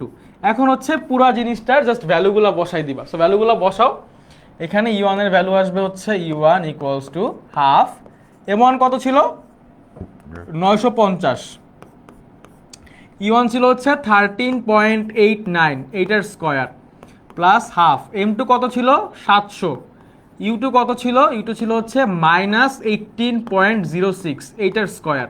সো পুরো জিনিসটা ক্যালকুলেশন করবা এখানে, আবার এইখানে কি করবা, হাফ V2 কত ছিল 0.335 এইটার স্কয়ার, আর M1 কত ছিল 950, M2 কত ছিল 700, দুইটার ক্যালকুলেশন করবা। ঠিক আছে, তো ক্যালকুলেশন করে ফেলো। এখানে আসে হচ্ছে আমাদের 1/2 ইন্টু হচ্ছে 950 ইন্টু হচ্ছে 13.89 এটার স্কয়ার প্লাস হচ্ছে আবার হাফ ইন্টু হচ্ছে 700 ইন্টু হচ্ছে মাইনাস 18.06 এইটার স্কয়ার। সো আমাদের কত আসতেছে টোটাল 205800, 205800 এত 0.0075। সো আমরা এটাকে এত জুল লিখতে পারি। আর এখান থেকে যদি আমরা বের করতে চাই তাহলে আমাদের কত আসবে, আমাদের হচ্ছে 1/2, আমাদের হচ্ছে এখান থেকে আসবে 1/2 ইন্টু হচ্ছে 0.335 এইটার স্কোয়ার ইন্টু হচ্ছে 950 যোগ হচ্ছে 700। সো এইখান থেকে আমাদের আসে হচ্ছে 92.58 জুল। তো খেয়াল করো মানে 5 জুল। সো এখানে হচ্ছে আমাদের 2,05,800 জুল, আর ওইখানে হচ্ছে আমাদের মাত্র 92 জুল। সো কোথায় রয়েছে হচ্ছে 2 লক্ষ আর কোথায় রয়েছে হচ্ছে 92 শুধুমাত্র। সো দুটো কি কখনো সেম হবে? সেম হবে না। সো এখানে E1 not equals to E2। So ভাইয়া এই প্রশ্নটা যদি আমাদেরকে বলতো যে এই সংঘর্ষটা যে হয়েছে, এই সংঘর্ষটা কি স্থিতিস্থাপক হবে নাকি অস্থিতিস্থাপক হবে, তাহলে আমরা কি বলতাম? তোমরা আমাকে কমেন্টে আনসারটা বলো তো। তোমরা আমাকে একটু কমেন্টে আনসারটা বলো যে যদি হচ্ছে এই ম্যাথটাতে আমাদের প্রশ্নটা ছিল হচ্ছে কোনটা সংরক্ষণশীল হবে বা কোনটা সংরক্ষিত হবে, এইটা প্রশ্ন ছিল। বাট যদি প্রশ্নে এইটা না বলে আমাদেরকে জিজ্ঞেস করতো যে আমাদের কি গতিশক্তি সংরক্ষিত মানে সংঘর্ষটা কি স্থিতিস্থাপক হবে নাকি অস্থিতিস্থাপক হবে, সেক্ষেত্রে সংঘর্ষ যেটা হয়েছে এটা কিরকম সংঘর্ষ হইতো, স্থিতিস্থাপক নাকি অস্থিতিস্থাপক? আমাকে একটু কমেন্টে বলো তো যে সংঘর্ষটা কি স্থিতিস্থাপক হইতো। সবাই আমাকে একটু কমেন্টে জানাও যে সংঘর্ষটা কি স্থিতিস্থাপক হইতো। এই যে সাজেদা খন্দকার বলছে অস্থিতিস্থাপক, নিহারিকা বেগম বলছে অস্থিতিস্থাপক। সো ম্যাক্সিমাম মানুষজনই বুঝতে পারছে যে আমাদের একটা সংঘর্ষ যদি হচ্ছে স্থিতিস্থাপক হয় সেক্ষেত্রে আমাদের গতিশক্তি কিন্তু অবশ্যই সংরক্ষিত থাকতে হবে। তো যেহেতু এখানে গতিশক্তি সংরক্ষিত নাই, এই জন্য সংঘর্ষটা হচ্ছে অস্থিতিস্থাপক। হ্যাঁ হইতে পারে। তুমি হচ্ছে ভাইয়া এই ভ্যালুগুলো আসলে ডিপেন্ড করা হচ্ছে এই ভি এর উপরে। সো ভি যদি 0.33 পুরা ভ্যালুটা যেটা আছে ওটা ক্যালকুলেট করো তাহলে ভ্যালুটা আরেকটু বড় আসবে। বাট আমি যেহেতু দুইটা সংখ্যা নিছি, দশমিকের পরে তিনটা সংখ্যা নিছি, সো এই জন্য আমার ভ্যালুটা এরকম আসছে। তো যত সংখ্যা বাড়াবা ভ্যালুটা একটু একটু করে চেঞ্জ হবে, ওইটা কোনো ইস্যু না। তুমি বাট চেষ্টা করবা যে সবগুলা ভ্যালু একসাথে নেওয়ার, ঠিক আছে? ওকে, সবাই বলছে অস্থিতিস্থাপক সংঘর্ষ হবে, জোস, সবাই বুঝতে পারছে, জোস জোস জোস। ভাইয়া এক্সামে কিভাবে বুঝবো কোনটা আনসার, মানে বুঝি নাই। এক্সামে কিভাবে বুঝবো মানে তুমি ক্যালকুলেশন ঠিক করে করবা, ম্যাথ ঠিক করে করবা। এই টাইপের ম্যাথে যদি সংঘর্ষ কিরকম হবে এটা জিজ্ঞেস করে তাহলে অধিকাংশ ক্ষেত্রেই স্থিতিস্থাপক সংঘর্ষ এরকম ম্যাথই আসে যে দুইটাই সংরক্ষিত থাকবে, যাতে হচ্ছে তুমি আনসারটা ম্যাথটা করে বুঝতে পারো যে হ্যাঁ তোমার আনসারটা হয়েছে। সো এটা নিয়ে আর টেনশন করার কিছু নাই, বাট ক্যালকুলেশনটা ঠিকঠাক করে পড়বা। শোভা গোস্বামী বলছে স্থিতিস্থাপক, না শোভা একটু ভুল বলছো ভাইয়া। সো এই সংঘর্ষটা হচ্ছে অস্থিতিস্থাপক সংঘর্ষ, কারণ এখানে আমাদের গতিশক্তি সংরক্ষিত থাকে না কিন্তু ভরবেগটা সংরক্ষিত থাকতেছে। সো কিভাবে বের করছি পুরো জিনিসটা, প্রথম বস্তুর ক্ষেত্রে এবং দ্বিতীয় বস্তুর ক্ষেত্রে আমরা সংঘর্ষের আগে টোটাল ভরবেগ বের করছি। আমি আলাদা আলাদা করে বের করছি, তুমি চাইলে একসাথে বের করে ফেলতে পারবা, এখানে সূত্র বসাইলে হয়ে যাবে। আর পরে হচ্ছে পরের ক্ষেত্রে জাস্ট ভরটা তো সেম থাকতেছে, কি চেঞ্জ হচ্ছে, বেগ চেঞ্জ হচ্ছে, মিলিত বেগটা ধরে পরে সংঘর্ষ বের করে ফেলছো। আচ্ছা, এবং গতিশক্তির ক্ষেত্রে দুইটা বস্তুর ক্ষেত্রে সংঘর্ষের আগে গতিশক্তি বের করছি, সংঘর্ষের পরে গতিশক্তি বের করছি। সংঘর্ষের আগে দুজনের বেগ আলাদা আলাদা ছিল, সংঘর্ষের পরে দুজনের বেগ সেম হয়ে গেছিল। সো ওই সেম বেগটা ধরে দুজনের ক্ষেত্রে করে ফেলছি, ঠিক আছে? সবগুলো চ্যাপ্টার হবে না, 3, 8, 10 এরকম 3টা ক্লাস হবে। আচ্ছা, এর পরের ম্যাথটা এটা হচ্ছে কুমিল্লা বোর্ডে আসছে 2022 সালে। কত সালে? 2022 সালে। সো আমরা অলরেডি কিন্তু আমাদের হচ্ছে ইম্পর্টেন্ট যে দুটো টাইপ ছিল মানে টাইপ 5 আর টাইপ 7 এই দুটো করে ফেলছি। এখন আমরা আরেকটা ইম্পর্টেন্ট টাইপ করব, সেটা হচ্ছে এই যে বাধা দানকারী বল নির্ণয়, ঠিক আছে? মানে হচ্ছে আমাদের টাইপ 2 বাধা দানকারী বল কিভাবে নির্ণয় করতে হয় এটা আমরা দেখবো। সো আমরা টাইপ 2 এর ম্যাথটা এখন দেখবো। এখানে আমাদেরকে বলা হয়েছে যে 180 কিলোমিটার পার আওয়ার বেগে চলন্ত 1000 কেজি ভরের একটি বাস 62 মিটার দূরে একজন পথচারীকে দেখে সাথে সাথে ব্রেক চেপে দিলেন। এতে বাসটি পথচারীর ঠিক 200 সেন্টিমিটার সামনে এসে থামলো। সো এখানে দেখো কয়েকটা ইনফরমেশন দেওয়া আছে।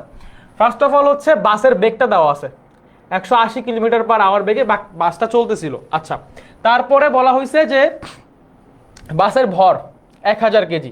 তারপর বাসটা 62 মিটার দূরে একজন পথচারীকে দেখছে। আচ্ছা, দেখে সাথে সাথে ব্রেক করছে এবং ব্রেক দিয়ে 200 সেন্টিমিটার আগে থামছে। কত সেন্টিমিটার আগে থামছে? 200 সেন্টিমিটার আগে থামছে। তাইলে ভাই আমাদেরকে বের করতে বলছে বাধা দানকারী বল। এখন শুনো, কথা হচ্ছে যে বাধা দানকারী বল বের করতে বলছে, ভাই কেমনে করব? ভাই যে কোনো বল বের করতে গেলে তোমরা কি করো, যে কোনো বল আমরা যদি বের করতে যাই, যে কোনো টাইপের বল বের করতে গেলে আমাদের দুটো জিনিস লাগে। একটা হচ্ছে কি, মানে যে কোনো বল বলতে আমাদের নর্মালি বল বের করার সময় আমরা এই সূত্রটা শিখে আসছি যে F=ma, তাই না? বস্তুর ভর লাগে আর হচ্ছে ত্বরণ লাগে। সো আমাদের এইখানে কিন্তু বস্তুর ভরটা দেওয়াই আছে, আমাদের এখানে বস্তুর ভরটা কিন্তু দেওয়া আছে 1000 কেজি। সো আমাদের বাসের ভর দেওয়া আছে, বাসের ভর, বাসের ভর দেওয়া আছে এম 1000 কেজি। তারপর আর কি দেওয়া আছে, আমাদের বাসের আদিবেগ দেওয়া আছে, বাসের আদিবেগ, আদিবেগ দেওয়া আছে u 180 kilometre per hour. So আবার কিলোমিটার পার আওয়ারকে হচ্ছে আমার মিটার পার সেকেন্ডে নিতে হবে। মিটার পার সেকেন্ডে নিতে হলে কি করতে হবে, 3.6 দিয়ে ভাগ করে ফেলবো। সো 180 ডিভাইডেড বাই 3.6, যেটা করলে আমরা পাবো হচ্ছে কত, 50 মনে হয়, 50 মিটার পার সেকেন্ড অথবা 50 মিটার পার সেকেন্ড। আচ্ছা, এখন বাসটা কতটুকু দূরত্ব অতিক্রম করছে ভাইয়া?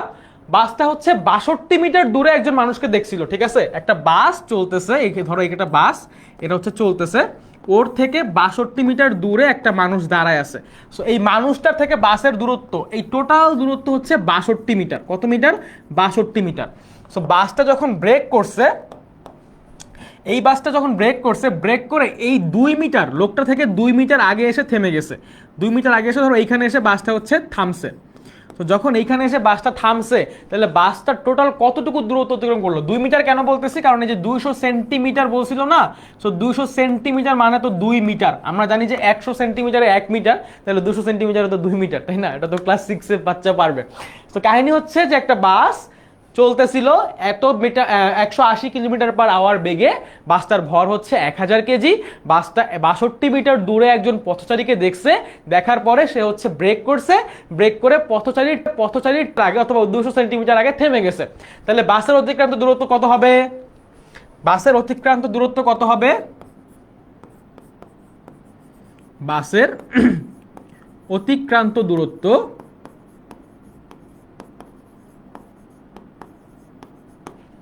এস ইকুয়ালস টু হচ্ছে 62 মাইনাস 2 মানে হচ্ছে 60 মিটার, 60 মিটার। তাহলে বাসটা হচ্ছে 60 মিটার দূরত্ব অতিক্রম করছে এবং এইটা করার পরে বাসটা হচ্ছে থেমে গেছে। তাহলে বাসের শেষ বেগ কত? বাসটা যেহেতু থেমে গেছে, তাহলে বাসের শেষ বেগ কত? বাসের শেষ বেগ v ইকুয়ালস টু 0। এখন আমাকে বের করতে হবে বল। তো বল বের করতে আমাদের কি লাগে? ত্বরণ। তাহলে ত্বরণ a ইকুয়ালস টু হোয়াট, এটা বের করব। এখন সবাই আমাকে বলো তো, যে যখন একটা বস্তুকে ব্রেক করে থামানো হয় অথবা যখন হচ্ছে একটা বস্তু থেমে যায়, তখন তার ত্বরণটা আমরা কি বলবো? ঋণাত্মক ত্বরণ নাকি ধনাত্মক ত্বরণ? এই যে ত্বরণটা, এই বস্তুর যে ত্বরণটা, এটা কি ধনাত্মক ত্বরণ হবে নাকি ঋণাত্মক ত্বরণ হবে? এখন তোমরা অনেক সময় একটা কথা বলো না যে ভাইয়া কোন সূত্রে কোন ফর্মুলা ইউজ করতে হবে, এটা আসলে বুঝি না। সো এটা কিভাবে বুঝবা? এটা হচ্ছে তোমার কাছে যে যে ইনফরমেশনগুলো দেওয়া আছে, এইগুলোর উপর ভিত্তি করে তুমি হচ্ছে বুঝতে পারবা কিভাবে। দেখো, এইখানে তোমাকে ত্বরণ বের করতে হবে। সো ত্বরণ বের করতে হলে তোমার 2-3টা সূত্র আছে। কি কি সূত্র আছে? যে a ইকুয়ালস টু হচ্ছে v minus u by t, এটা ব্যবহার করতে পারো। s equals to u t plus half a t square, এই ফর্মুলা থেকেও ত্বরণ এ বের করা যায়। আবার ভি স্কোয়ার ইকুয়ালস টু হচ্ছে ইউ স্কোয়ার প্লাস 2as, এই ফর্মুলা থেকে কিন্তু ত্বরণ বের করা যায়। এখন কথা হচ্ছে কোন ফর্মুলাটা ইউজ করব। আমাদের কাছে এই প্রশ্নে কোথাও কি সময় দেওয়া আছে? সময় দেওয়া নাই। তো আমাদের প্রথম যেই 2টা সূত্র আছে, প্রথম 2টা সূত্রেই কিন্তু আমাকে সময় ব্যবহার করতে হবে। সো এই 2টা সূত্রেই সময় ব্যবহার করা লাগবে, কিন্তু আমার প্রশ্নে কোথাও সময় নাই। সো ত্বরণ বের করার ক্ষেত্রে আমি কিন্তু এখানে এই 2টা সূত্র ইউজ করতে পারবো না। আমাকে ইউজ করতে হবে সূত্রটা, যেটা হচ্ছে শেষ বেগ নির্ণয়ের সূত্র, এবং এইটা ব্যবহার করে আমি হচ্ছে এখানে ত্বরণটা বের করে ফেলতে পারবো, ঠিক আছে? সো এটা আমরা ব্যবহার করব। আচ্ছা, তো যদি এইটা হচ্ছে এখন আমরা ব্যবহার করি, তাহলে আমরা জানি, এভাবে লিখবো, আমরা জানি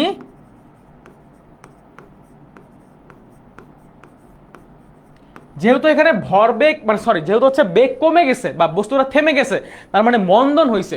সো মন্দনের ক্ষেত্রে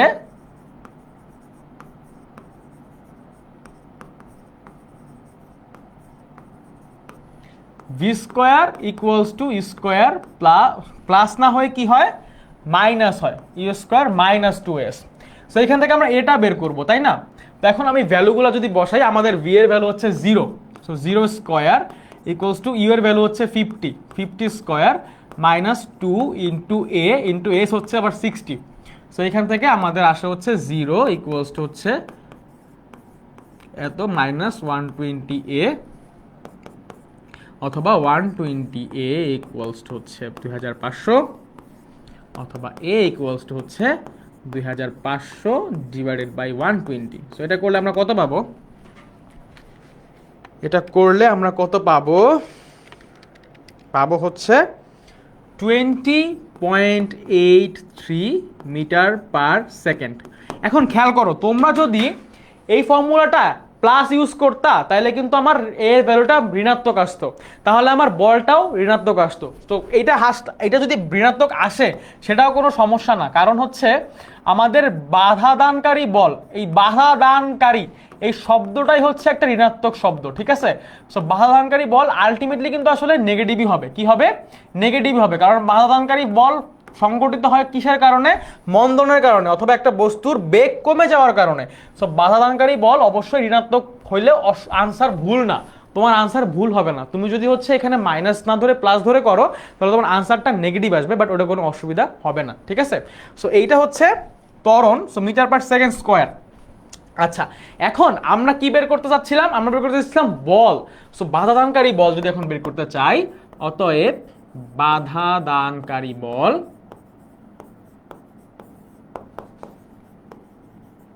এফ ইকুয়ালস হচ্ছে এম এ। সো আমাদের এম হচ্ছে 1000 কেজি দেওয়া ছিল প্রশ্নে, আর এ হচ্ছে আমাদের 20.83। সো আমাদের হচ্ছে 20,830 এরকম কিছু একটা আসবে, তাই না? 20,833 20,833.33 নিউটন। এটা হচ্ছে আমাদের বাধাদানকারী বল। এই যে আমাদেরকে এই বাধাদানকারী বলটা অথবা ব্রেক জনিত বল, এটাকে আমি বাধাদানকারী বল না বলে কিন্তু আবার ব্রেক জনিত বল বলতে পারবো, কোনো অসুবিধা নাই, একই কথা। ব্রেক জনিত বল, বাধাদানকারী বল যেটাই বের করতে বলুক না কেন আমাদের কিন্তু একইভাবে যাইতে হবে। আমাদেরকে কি করতে হবে? একইভাবে হচ্ছে যাইতে হবে, ঠিক আছে? ওকে, জোস, সবাই আনসারটা দিচ্ছে। একজন বলছে হয়েছে, ইয়ে জোস। তো তোমরা যে নিজেরা নিজেরা চেষ্টা করতেছো এইটাই অনেক বেশি ইম্পর্টেন্ট, এবং এই টাইপের একটা প্রশ্ন কিন্তু চলে আসতে পারে, ঠিক আছে? এই টাইপের একটা প্রশ্ন কিন্তু চলে আসতে পারে, এসএসসি পরীক্ষা হোক কিংবা টেস্ট পরীক্ষা হোক, এই টাইপের একটা প্রশ্ন কিন্তু চলে আসতে পারবে, ঠিক আছে? তো সবাই বুঝছো? সবার এত এনার্জি কম হয়ে গেছে কেন বুঝলাম না। আচ্ছা, এর মান মাইনাসের হবে, ঋণাত্মক হবে। সাজেদা খন্দকার বলছে এটা ঋণাত্মক হয়নি কেন? দেখো ভাইয়া, এই যে এখানে মাইনাস অথবা প্লাস, আমরা মাইনাস ইউজ করছি কেন জানো? কারণ হচ্ছে মন্দন হয়। মন্দন হয় কেন? কারণ হচ্ছে আমাদের বেগটা হচ্ছে জিরো হয়ে যাচ্ছে অথবা বস্তুটা হচ্ছে থেমে যাচ্ছে। যেহেতু বস্তুটা থেমে যাচ্ছে এই জন্য হচ্ছে আমরা মন্দনের জন্য ইউ স্কোয়ার মাইনাস 2s ধরছি। তুমি যদি এখানে মাইনাসের পরিবর্তে ইউ স্কোয়ার প্লাস 2s এইটা ধরে করো তাহলে তোমার আলটিমেটলি আনসারটা কিন্তু নেগেটিভ আসবে, কারণ ত্বরণটা নেগেটিভ আসবে, মন্দন আসবে, এবং হচ্ছে আলটিমেটলি আনসারটা কিন্তু নেগেটিভ আসবে, বুঝছো? সো নেগেটিভ অথবা আচ্ছা ভাইয়া এস ইকুয়ালস টু 60 কেন? এস ইকুয়ালস টু 60 কারণ প্রশ্নে বলছিল যে বাসটা 62 মিটার দূরে একজন পথচারীকে দেখছে এবং ব্রেক করে পথচারীর ঠিক 2 মিটার আগে থামছে। কত মিটার আগে থামছে? ঠিক 2 মিটার আগে। তাহলে তার মোট অতিক্রান্ত দূরত্ব কত হয়েছে? 62 মাইনাস 2, তাই না? 200 সেন্টিমিটার আগে থেমে গেছে। 200 সেন্টিমিটার মানে 2 মিটার। তো 62 মিটার দূরে সে ছিল, 2 মিটার আগে থেমে গেছে, তাহলে কতটুকু গেছে আলটিমেটলি? 60 মাইনাস মানে 62 মাইনাস 2, তার মানে 60 মিটার হচ্ছে গেছে, অথবা 60 মিটার অতিক্রান্ত দূরত্ব হচ্ছে সে অতিক্রম করছে। সো সবাই তোমরা হচ্ছে তোমাদের ফ্রেন্ডরা যারা ক্লাসটা করতেছে না ওদেরকে ক্লাসে জোর করে ডেকে নিয়ে আসো, কারণ এরপরে আমরা একটা ম্যাথ করবো যেটা হচ্ছে ঘর্ষণ বলের ম্যাথ। ওই ম্যাথটা কিন্তু খুবই গুরুত্বপূর্ণ। সো সবাই একটু তোমাদের ফ্রেন্ডদেরকে একটু ডেকে নিয়ে আসো ক্লাসটাতে, ওই ম্যাথটা কিন্তু করতে হবে। ওই ম্যাথটা সবার করতে হবে, ওই ম্যাথটা যদি না বুঝে তাহলে কিন্তু ঝামেলা, ঠিক আছে? ওকে জোস। সো এইটা হচ্ছে গ নাম্বারের জন্য ছিল, এবং গ নাম্বারে আমরা পুরো বাধাদানকারী বলটা অথবা ব্রেকজনিত বলটা বের করে ফেললাম। এরপর ঘ নাম্বারে আমাদেরকে বলা হয়েছে যে সর্বোচ্চ কত আদিবেগ এবং একই মন্দনে চলে আমাদের দুর্ঘটনা এড়ানো সম্ভব। সর্বোচ্চ কত আদিবেগে চলতে পারবে এবং একই মন্দনে যদি চলে, মানে যেই মন্দনে চলছে, যেভাবে বেগটা কমছে, মানে আমাদের যে মন্দনটা আসছিল 20.83 মিটার পার সেকেন্ড স্কোয়ার, এই মন্দনে যদি চলে তাহলে কত আদিবেগে সর্বোচ্চ চলতে পারবে, চললে আমাদের দুর্ঘটনা এড়ানো সম্ভব। তো ভাইয়া আবার এই ছবিটার দিকে একটু খেয়াল করো তো। এই যে বাসটা, এই বাসটা যে চলতেছিল, বাসটা থেকে এই পথচারী পর্যন্ত দূরত্ব ছিল হচ্ছে 62 মিটার অথবা 62 মিটার। তার মানে এই 62 মিটারের মধ্যে যদি কোনোভাবে গাড়িটাকে সামনে মানে থামাইতে পারি আমরা, বা 62 মিটারের মধ্যে যদি কোনোভাবে গাড়িটা থেমে যায়, তাহলে কিন্তু আলটিমেটলি দুর্ঘটনাটা ঘটবে না। কি ঘটবে না? দুর্ঘটনাটা ঘটবে না। সো আমরা কি করব? আমরা হচ্ছে 62 মিটারের মধ্যে গাড়িটাকে থামানোর চেষ্টা করব। 62 মিটারের মধ্যে আমরা হচ্ছে গাড়িটাকে থামানোর চেষ্টা করব। ঠিক আছে? সো আমরা এইভাবে লিখব যে 62 মিটার দূরত্বের মধ্যে গাড়িকে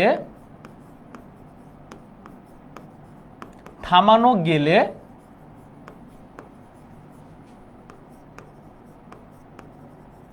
দুর্ঘটনা এড়ানো সম্ভব, অথবা দুর্ঘটনা ঘটবে না, মানে পথচারীটাকে বাঁচানো যাবে। ঠিক আছে? সো আমরা পথচারীকে বাঁচাইতে চাই, আমরা কাউকে মারবো না। সো আমরা হচ্ছে চেষ্টা করব 62 মিটারের মধ্যে পুরো জিনিসটাকে থামায় দেওয়ার, বা বাসটাকে থামায় দেওয়ার। ঠিক আছে? ওকে, এখন কথা হইলো, দেখো যদি বাসটাকে থামাই দেই তাহলে তোমার কি কি জিনিস মাথায় রাখতে হবে। ফার্স্ট অফ অল, যেহেতু বাসটা থেমে যাবে, যেহেতু কি হবে, যেহেতু বাসটা থামবে,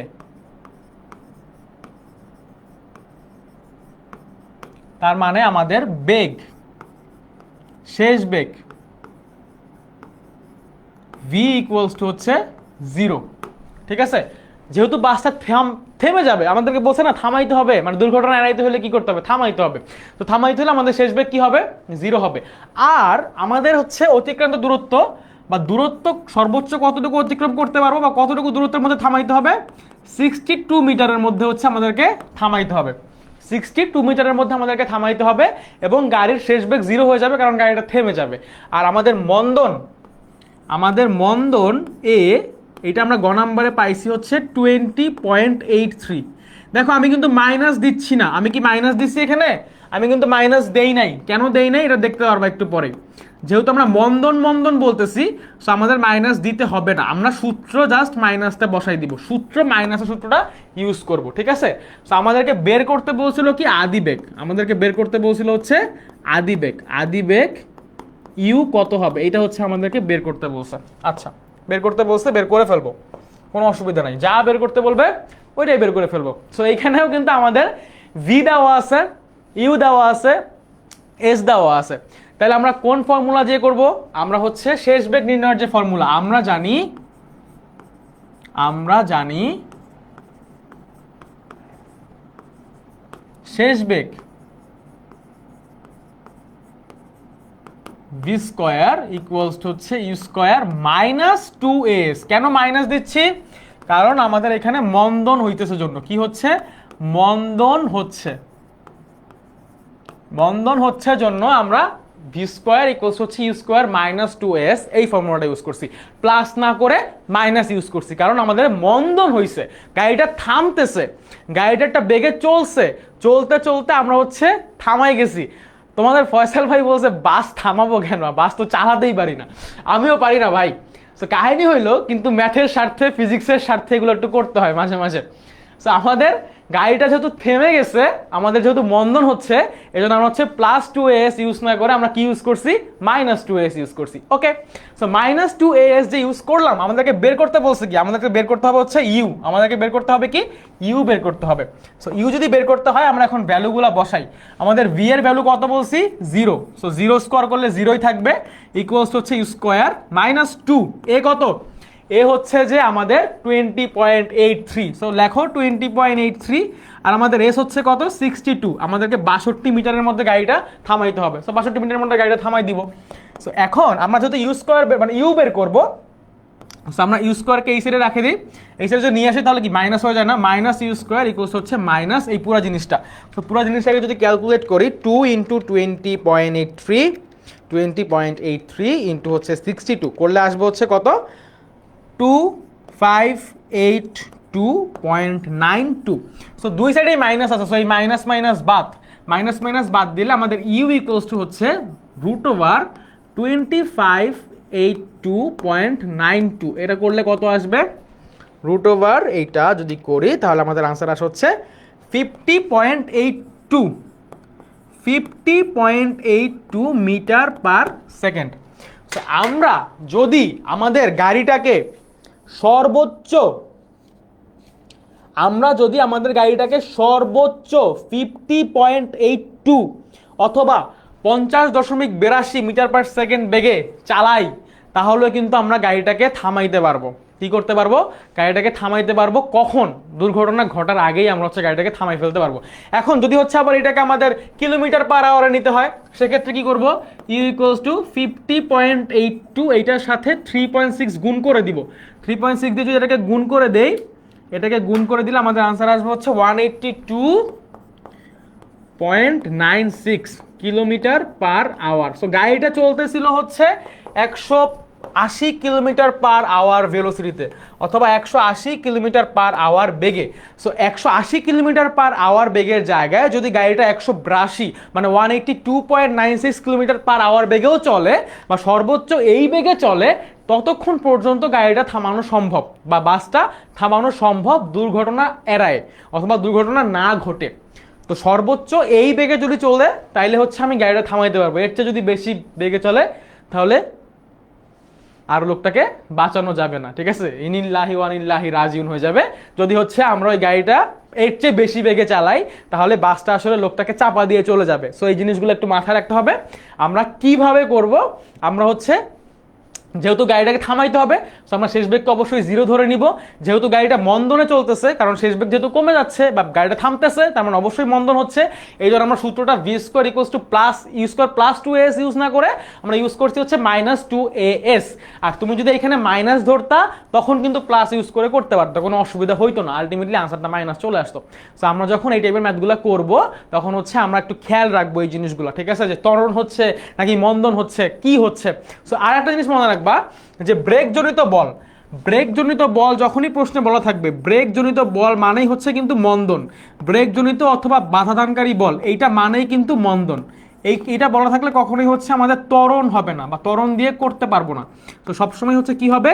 মন্দন হবে। তো তখন নর্মাল যে আমাদের গতি সূত্রগুলো আছে, ওই সূত্রগুলো যেখানে যেখানে প্লাস আছে এ এর আগে, ওইখানে এ এর আগে হচ্ছে মাইনাস দিয়ে করলেই হয়ে যাবে আসলে। বুঝছো? ওকে, হ্যাঁ হোমওয়ার্ক দিব, একটা হোমওয়ার্ক আছে একটা, বুঝছো? সো এই হচ্ছে পুরা কাহিনী। দুইটা ম্যাথ আমরা করে ফেললাম এবং এই দুইটা ম্যাথ থেকে একটা ম্যাথ অথবা দুইটা ম্যাথই কোনো কোনো স্কুলে টেস্ট পরীক্ষাতে চলে আসবে। তখন একটু ভাইকে এসে বইলো, হ্যাঁ যে ভাইয়া এই ম্যাথটা কিন্তু পরীক্ষাতে আসছে, আমার একটু খুশি লাগবে তাহলে, যে ঠিক আছে কষ্ট করছি অ্যান্ড এটা কাজে করছে, মানে কাজে লাগছে আর কি। ঠিক আছে, আচ্ছা চলো এবার আমরা একটু ঘর্ষণ বলের ম্যাথ দেখবো। যে একটা ঘর্ষণ বলের ম্যাথ, এটা সিলেট বোর্ড 2022-এ আসা একটা ম্যাথ। সো ওই যে বলছিলাম যাদের ফ্রেন্ডরা বের হয়ে গেছে ক্লাস থেকে, কারণ আমি দেখতে পারতেছি যে ক্লাসের মানুষজন একটু কমে গেছে। সো যারা যারা হচ্ছে ক্লাস থেকে বের হয়ে গেছে তাদেরকে একটু কষ্ট করে ক্লাসে আবার ডেকে নিয়ে আসো, কারণ এই যে ঘর্ষণ বলের এই ম্যাথটা সবার জন্য ইম্পর্টেন্ট। এই ম্যাথটা বুঝলে তুমি হচ্ছে ঘর্ষণ বল রিলেটেড পরীক্ষাতে যদি কোনো প্রশ্ন আসে সেটা কিন্তু আনসার করতে পারবা। বুঝছো? যদি ঘর্ষণ বল রিলেটেড কোনো প্রশ্ন আসে পরীক্ষাতে তুমি আরামসে করে ফেলতে পারবা একদম। তো এখন আমরা আগে একটু এই ম্যাথটা করার আগে একটু ঘর্ষণ বলের কনসেপ্ট নিয়ে আলোচনা করব, একটু কথাবার্তা বলবো, অল্প একটু কথাবার্তা বলবো যে ঘর্ষণ বলটা আসলে কিভাবে কাজ করে এবং ঘর্ষণ বল থেকে কার্যকর বল অথবা কার্যকরী ত্বরণ আমরা কিভাবে বের করব। এই ম্যাথগুলো খুবই ইম্পর্টেন্ট। হ্যাঁ ভাইয়া, কিম রিজভি সরকার, এই ম্যাথগুলো খুবই ইম্পর্টেন্ট, এইটা বেশি ইম্পর্টেন্ট, দুইটা সবগুলোই বেশি ইম্পর্টেন্ট। বাট ঘর্ষণের একটা ম্যাথ করলে মোটামুটি সবগুলো ম্যাথের কনসেপ্ট তোমার ইজি হয়ে যাবে। ঠিক আছে, সো তোমরা একটু সবাই তোমাদের ফ্রেন্ডদেরকে জোর করে ধরে নিয়ে আসো যে চলে আয় ক্লাসে চলে আয়, চলো একটু কনসেপ্টটা শিখি, মানে একটু বোঝার চেষ্টা করি যে আসলে ঘর্ষণ বলটা কি জিনিস। হ্যাঁ, সো একটা সারফেস অথবা একটা তল, হ্যাঁ একটা তল তোমার কাছে আছে এবং ধরো এই তলের উপরে হচ্ছে একটা বস্তু আছে, একটা ব্লক টাইপের কোনো একটা বস্তু আছে। এই তলের উপরে তোমার কাছে হচ্ছে একটা বস্তু আছে। আচ্ছা, সো এটা হচ্ছে একটা এম ভরের বস্তু, এটা হচ্ছে একটা এম ভরের বস্তু। এখন তুমি এই বস্তুটাকে এইখান থেকে এই দিকে নিয়ে যাচ্ছ, নিয়ে যাইতে চাচ্ছ আর কি, এই দিক থেকে এই দিকে সরাইতে চাচ্ছ। তো তুমি করলা কি, এই দিক থেকে এই বস্তুর উপর একটা বল প্রয়োগ করবা। ধরো এফ বল প্রয়োগ করলা। কি বল প্রয়োগ করলা? এফ বল প্রয়োগ করলা। এখন ভাইয়া একটু খেয়াল করো তোমরা যে এই বস্তুটা কিন্তু এই যে তলটা দেখতেছো, এই তলের সাথে লেগে আছে। তার মানে এই বলটা হচ্ছে একটা স্পর্শ বল, এখানে যে বলটা ক্রিয়া করতেছে সেই বলটা একটা স্পর্শ বল। তো ঘর্ষণ বল কিন্তু একটা স্পর্শ বল, মানে হচ্ছে একটা তলের সাথে আর একটা তল যখন একদম সংস্পর্শে থাকে অথবা লেগে থাকে তখন ওটাকে আমরা কি বলি, আমরা বলি হচ্ছে ওটাকে স্পর্শ বল। কি বল বলি? স্পর্শ বল। বা ওই এখন কথা হচ্ছে আমি এফ বল প্রয়োগ করে এটাকে দিকে সরাইতে যাচ্ছি, কিন্তু আমাকে একটা জিনিস এসে বাধা দিবে, সে বলবে যে না তুমি এটাকে সরাইতে পারবা না, সে আমার গতির বা আমার বলের বিপরীত দিকে আমাকে হচ্ছে আর একটা বল প্রয়োগ করবে, এবং ওই বলটা হচ্ছে এই তলের জন্য আমরা বলি ঘর্ষণ বল। কি বল? ঘর্ষণ বল। এখন কথা হচ্ছে যে ভাইয়া ঘর্ষণ বলটা তাহলে কিভাবে সৃষ্টি হয়, ঘর্ষণ বলটা তাহলে কিভাবে আসে বা কোত্থেকে আসলো ঘর্ষণ বলটা? দেখো এই যে এম ভরের যে বস্তুটা আছে ভাইয়া, এই বস্তুর একটা ওজন আছে না, এই বস্তুর একটা কি আছে? ওজন আছে। সো এই ওজনটা হচ্ছে ডব্লু, ডব্লু ইকুয়ালস টু হচ্ছে কি এম জি। এটা সরাসরি কোন দিকে কাজ করে?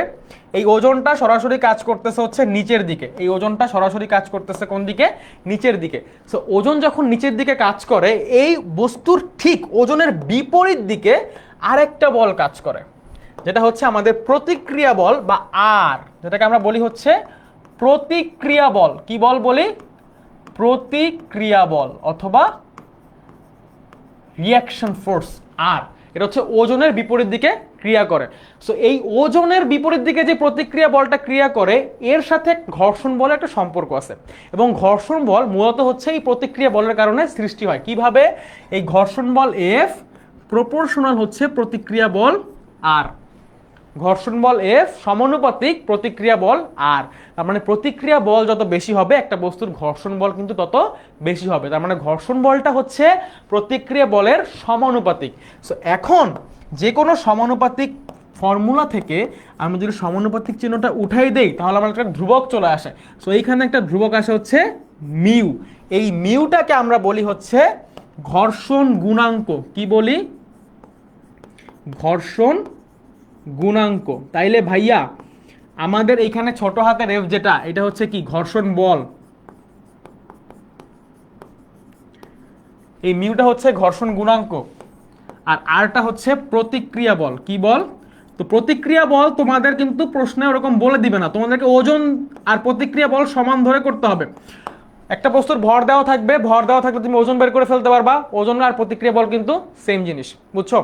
সো ওদের সেম জিনিস বলতে আসলে যতটুকু ওজন কাজ করে ঠিক ততটুকুই প্রতিক্রিয়া বল একটা বস্তুর ক্ষেত্রে কাজ করে, হচ্ছে নিউটনের তৃতীয় সূত্র অনুযায়ী।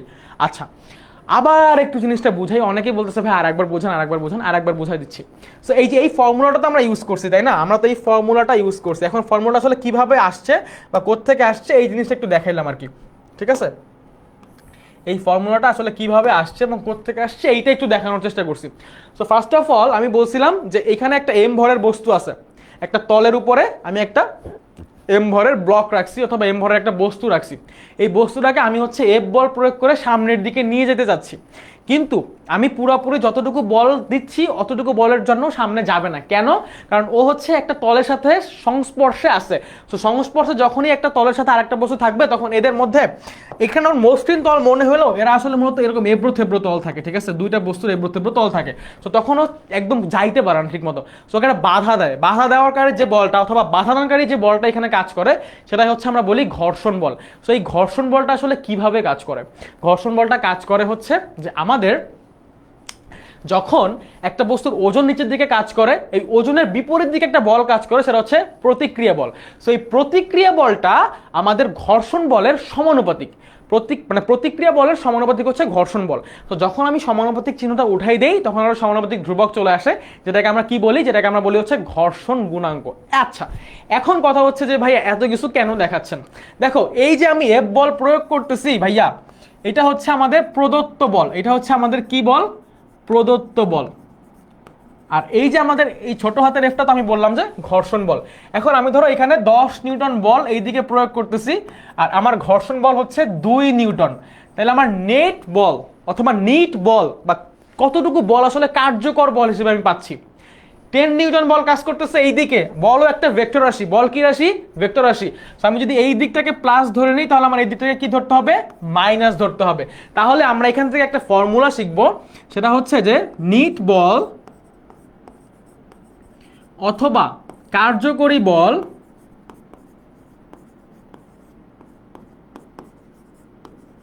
ইকুয়ালস টু হচ্ছে প্রদত্ত বল মাইনাস ঘর্ষণ বল। সো আমরা নিট বল বলতেছি হচ্ছে যে ঘর্ষণ বল এবং হচ্ছে প্রদত্ত বল এই দুইটার কাজ করার পরে বা এই দুইটা প্রয়োগ একসাথে প্রয়োগ করতেছি যখন, তারপরে আসলে কতটুকু বলের জন্য আমি বস্তুটাকে সামনে নিচ্ছি আসলে। আচ্ছা, এখন কথা হচ্ছে যে নিট বল বা কার্যকরী বলকে আমরা এম এ দিয়ে লিখবো। কি দিয়ে লিখবো? এম এ দিয়ে লিখবো। আর প্রদত্ত বলকে আমরা হচ্ছে বড় হাতের এফ দিয়ে লিখবো। আর ঘর্ষণ বল অথবা বাধাদানকারী বলকে আমরা হচ্ছে ছোট হাতের এফ দিয়ে লিখবো। এই ম্যাথটা তোমাকে এই ফর্মুলাটা তোমাকে ঘর্ষণ বলের ম্যাথে অনেক অনেক অনেক বেশি ইউজ করতে হবে। যে প্রদত্ত বল বা কার্যকরী বল মানে নিট বল অথবা কার্যকরী বল ইকুয়ালস হচ্ছে প্রদত্ত বল মাইনাস ঘর্ষণ বল। তো যে কোনো দুইটা দেওয়া থাকলে বাকি একটা বের করতে পারবো। এবং এইখান থেকে কিন্তু আমাদের এই যে ত্বরণটা এম এর সাথে যে এটা আছে এটাই হচ্ছে কার্যকারী ত্বরণ। আমাদেরকে অনেক সময় কিন্তু কার্যকারী ত্বরণও বের করতে বলতে পারে। আমাদেরকে অনেক সময় কিন্তু কার্যকারী ত্বরণ এই জিনিসটা হচ্ছে বের করতে বলতে পারে। সো কার্যকরী ত্বরণ বের করতে হলে আমরা কি করব? আমরা হচ্ছে আমাদের প্রদত্ত বল থেকে ঘর্ষণ বল বিয়োগ করব এবং এই ভরটাকে নিচে নিয়ে ভাগ করে দিব, তাহলে আমাদের কার্যকরী ত্বরণটা বের হয়ে যাবে। ঠিক আছে? আচ্ছা, মিট বল, ঠিক আছে, আপনাকে মিট বল খাওয়ানো হবে। এখন কথা হচ্ছে এই ফর্মুলাটা সবাই একটু লিখে ফেলো অথবা স্ক্রিনশট নিয়ে ফেলো বা যেটাই করো, যে আমাদের প্রদত্ত বল দেওয়া থাকলে আমরা কার্যকারী বলটা কিভাবে বের করতে পারি। কারণ হচ্ছে আমরা যখন একটা বস্তুর উপরে বল প্রয়োগ করি এই দিক বরাবর, আমার পুরো বলটা দিয়ে আমি আসলে কৃতকাজ পাই না। আমাকে ঘর্ষণ বল নামক কোনো একটা জিনিস যেটা আমার গতির বিরুদ্ধে কাজ করে সেই জিনিসটা এসে বাধা দেয়। সেই জিনিসটা এসে কি দেয়? বাধা দেয়। এবং ওই বাধাটা আসলে আমরা এটা থেকে বিয়োগ করার পরে, প্রদত্ত বল থেকে ওই বাধা বলটা বিয়োগ করার পরে আমি হচ্ছে নিট বলটা পাবো। সো নিট বলটা বের করার ফর্মুলা হচ্ছে প্রদত্ত বল মাইনাস ঘর্ষণ বল। গেল। এখন আসো আমরা হচ্ছে একটা সিকিউ সলভ করব এবং এই সিকিউটা সলভ করলে মোটামুটি হচ্ছে আমরা আই গেস ঘর্ষণ বল রিলেটেড যত সমস্যা আছে সমস্যাগুলো সমাধান হয়ে যাবে। সো প্রশ্নটাতে কি বলা হয়েছে? 58.8 নিউটন ওজন বলা আছে, কিন্তু এটা কিন্তু কি বলা আছে? ওজন। ওজনের একটি বস্তুকে 2 নিউটন ঘর্ষণ বল যুক্ত কোনো মেঝেতে 10 সেকেন্ড যাবত বল প্রয়োগ করে 50 মিটার দূরত্বে নেওয়া হলো। আচ্ছা, এরপরে বল সরাই নেওয়া হয়েছে। সরাই নেওয়ার কারণে ঘর্ষণ বলের কারণে কিছুক্ষণ পরে বস্তুটি থেমে গেছে। উদ্দীপকের বস্তুর উপরে প্রযুক্ত বল নির্ণয় করো। সো এখানে আবার প্রযুক্ত বল নির্ণয় করতে বলছে কিন্তু আসলে। সো আমাদের ঘর্ষণ বল দেওয়া আছে। এখন আমাদের যদি কার্যকারী বলটা বের করতে পারি তাহলে কিন্তু আমরা প্রযুক্ত বলটা বের করে ফেলতে পারবো। সো কার্যকারী বলটা কিভাবে বের করব? দেখো কি কি জিনিস দেওয়া আছে ভাই, একটু লিখি এগুলা। ভাইয়া একটু মনোযোগ দেই এই ম্যাটটাতে, হ্যাঁ? আচ্ছা, আমরা এই না একটা নোট ওপেন করে ফেলি নতুন। আমাদের কাছে যে জিনিসগুলো দেওয়া আছে ওইগুলো আমরা একটু লিখবো, হ্যাঁ? আমাদের কাছে দেওয়া আছে আমাদের যে বস্তুটা আছে সেই বস্তুর ওজন দেওয়া আছে। বস্তুর ওজন ডব্লিউ কত দেওয়া আছে? 58.8 নিউটন। এই যে এই জিনিসটা দেওয়া আছে যেটা, এটা হচ্ছে বস্তুর ওজন 58.8 Newton. 58.8 Newton. So W equals to MG. তো আমরা এখান থেকে যদি এম বের করতে চাই, আমরা জানি যে এমজি ইকুয়ালস টু হচ্ছে 58.8, তাহলে আমাদের এম ইকুয়ালস টু হবে হচ্ছে 58.8 divided by 9.8। So 58.8 divided by 9.8।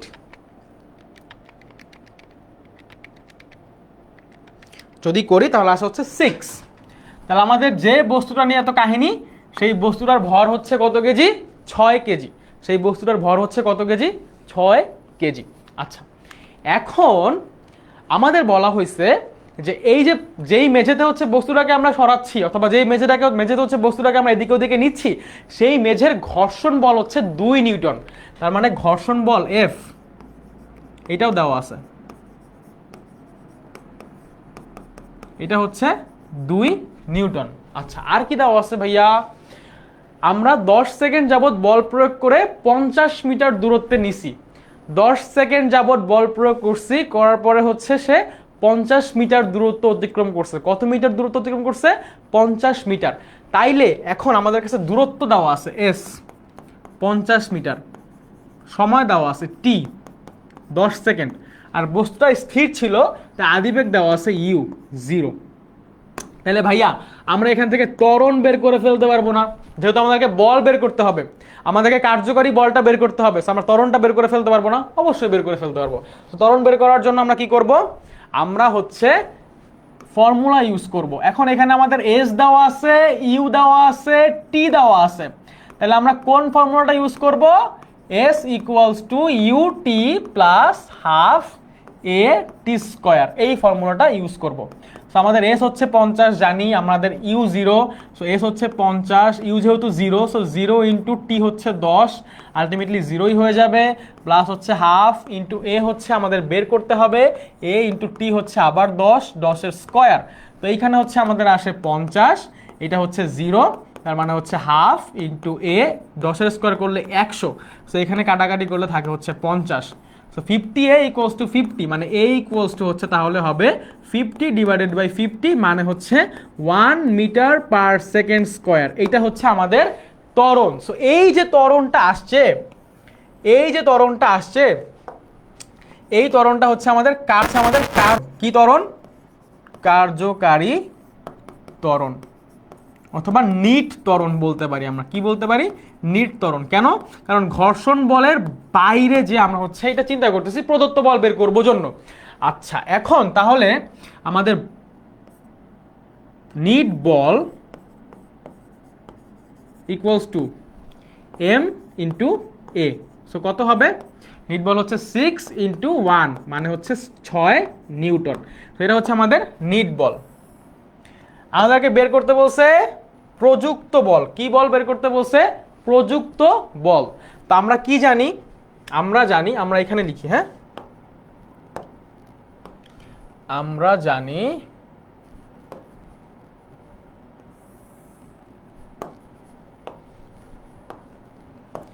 প্রযুক্ত বল, আমরা জানি যে হচ্ছে নিট বল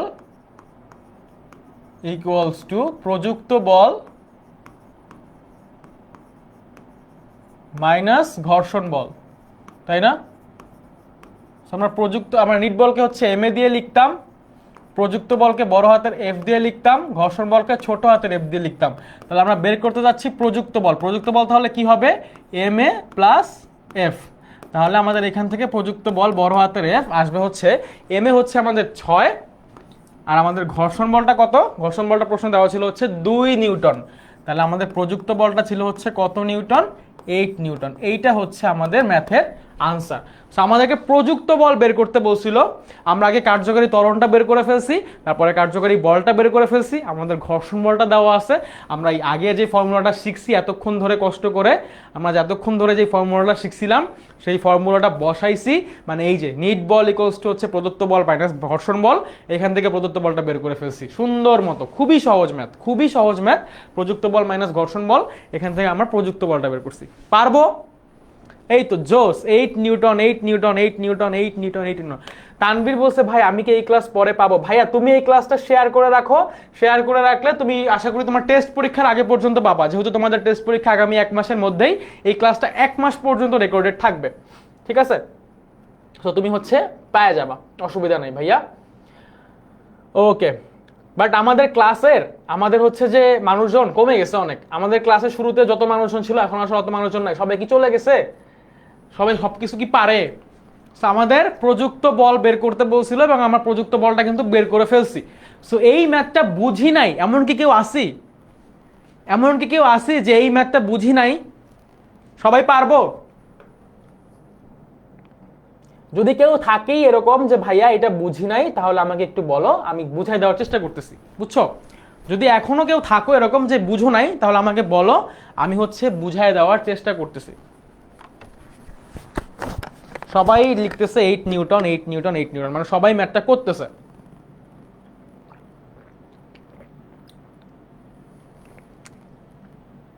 জোস, ক্লিয়ার ক্লিয়ার ক্লিয়ার। হ্যাঁ হ্যাঁ, শেষ করবো ভাইয়া। এখন ঘ নাম্বার প্রশ্নটা হচ্ছে এরকম যে বল সরিয়ে নেওয়ার পরে কত দূরত্বে বস্তুটা থামছে। যখন আমি বল সরাই নিছি, মানে আমরা যে হচ্ছে এই যে প্রযুক্ত বলটা ছিল 8 নিউটন, যে প্রযুক্ত বলটা ছিল এইটা আমি সরিয়ে নিয়েছি, সরানোর পরে আরো কিছুক্ষণ বস্তুটা গেছে, যাওয়ার পরে একটা সময় পরে বস্তুটা থেমে গেছে। এখন কথা হচ্ছে যে কত সময় পরে থামছে বা কত দূরত্বে বস্তুটা থামছে, কত দূরত্বে হচ্ছে বস্তুটা থামছে, এটা হচ্ছে প্রশ্ন, যে কত দূরত্বে বস্তুটা থামছে। বল সরায় নেওয়ার পরে তোমার হচ্ছে জিজ্ঞেস করছে যে বল যখন আমি সরাই নিছি, সরায় নেওয়ার পরে কত দূরত্ব যাওয়ার পরে হচ্ছে বস্তুটা থামছে। সো এটা যদি আমাকে বের করতে হয়, আমাকে কিন্তু অবশ্যই কি করতে হবে, শেষ বেগ, যেহেতু থামার কথা বলছে, দেখো যেহেতু বলছে থামছে, তাহলে আমাদের শেষ বেগ, একেবারে যে শেষ বেগটা আমরা ধরবো সেটা কিন্তু আমাদের কাছে কত হবে, শেষ বেগ ভি ইকুয়ালস টু হবে হচ্ছে 0। শেষ বেগ ভি ইকুয়ালস টু কত হবে, 0। আচ্ছা, তো 10 সেকেন্ড তো বল ছিল, 10 সেকেন্ড বল ছিল না। সো এখন কথা হচ্ছে যে আমি ওই মোমেন্টটাতে, মানে 10 সেকেন্ড যে বলটা কাজ করছে, করার পরে, আচ্ছা এই ম্যাটটা করি, এই ম্যাটটা করে ছুটি দিয়ে দিব ভাইয়া, এই ম্যাটটা করার পর একটা হোমওয়ার্ক আছে, ওটা নিবা, ছুটি নিয়ে চলে যাবা, ঠিক আছে? একটা সাজেশন লাগবে, লাগলে বইলো। সো এখন কথা হচ্ছে যখন আমাদের শেষ বেগের কথা বলা হয়েছে 0, তো আমাদের আগে বের করতে হবে আদি বেগটা, যে এই বস্তুটা 10 সেকেন্ড বেগে চলার পরে ওর আদি বেগ কত হয়েছিল, 10 সেকেন্ড বেগে চলার পর আদি বেগ কত হয়েছিল। এই যে আমরা ত্বরণ বের করছিলাম না একটা 1 মিটার পার সেকেন্ড স্কয়ার, দেখছো 10 সেকেন্ড ধরে কিন্তু এই ত্বরণের বস্তুটা চলছিল। সো আমরা হচ্ছে গ থেকে পাইছি, আমরা গ থেকে কি পাইছি, ঘ নাম্বার করতেছি। সো আমরা গ হতে পাই বল থাকাকালীন অথবা বল ক্রিয়াশীল থাকাকালীন আমাদের যে ত্বরণটা ছিল, বল থাকাকালীন আমাদের যে ত্বরণটা ছিল, সেই ত্বরণ এ ইকুয়ালস টু আমরা ম্যাথ করে বের করছিলাম হচ্ছে 1 meter per second square. So বল যতক্ষণ ছিল, মানে 10 সেকেন্ড যতক্ষণ বল ছিল, ওই 10 সেকেন্ড পরে তাহলে আমাদের বস্তুর বেগ কত হয়েছে। বস্তুটা তো শুরুতেই স্থির ছিল, তাই না? বস্তুটা শুরুতে কিন্তু কি ছিল, স্থির ছিল। এরপরে 10 সেকেন্ড বস্তুটা হচ্ছে বেগে চলছে, মানে একটা ত্বরণে চলছে, যে একটা বল ছিল, বল ছিল মানে ত্বরণ ছিল। তো 10 সেকেন্ড পরে আমাদের বেগ কত হয়েছে, ভি ইকুয়ালস টু হচ্ছে ইউ প্লাস এটি। সো আমাদের ইউ হচ্ছে ইনিশিয়ালি 0, যেহেতু বস্তুটা শুরুতে একদম স্থির ছিল। এরপর ত্বরণ হচ্ছে আমরা বের করছিলাম 1, 10 সেকেন্ড ধরে 1 ইন্টু 10, তার মানে আমাদের এখানে আদি শেষ বেগ হচ্ছে কত, 10 মিটার পার সেকেন্ড। সো দেখো এই যে আদি বেগটা, এই মানে এই যে শেষ বেগটা আমরা যেটা বের করলাম, এইটা কিন্তু বল যখন আমরা সরিয়ে নিছি, যখন আমরা বল সরিয়ে নিয়েছি, বল সরিয়ে নিয়ে, এটা হচ্ছে বল যখন সরিয়ে নিছি, তখন সরিয়ে নেওয়ার মুহূর্তে এইটাই আদি বেগ, সরিয়ে নেওয়ার মুহূর্তে এই বেগটা হয়ে গেছে কি, আদি বেগ, এই বেগটা হয়ে গেছে হচ্ছে আদি বেগ। আচ্ছা, তো যখন বল সরাই নিছি তখন কোন বলটা কাজ করছে, যখন আমরা এই যে প্রযুক্ত বলটা সরাই নিছি তখন শুধু ঘর্ষণ বল কাজ করে। কোন বল কাজ করে, ঘর্ষণ বল। প্রযুক্ত বল যদি আমরা সরাই নেই তাহলে হচ্ছে আমাদের ঘর্ষণ বল কাজ করে, ঠিক আছে? প্রযুক্ত বল সরিয়ে নেওয়ার ফলে আমাদের শুধু কোন বল কাজ করছে, ঘর্ষণ বল কাজ করছে।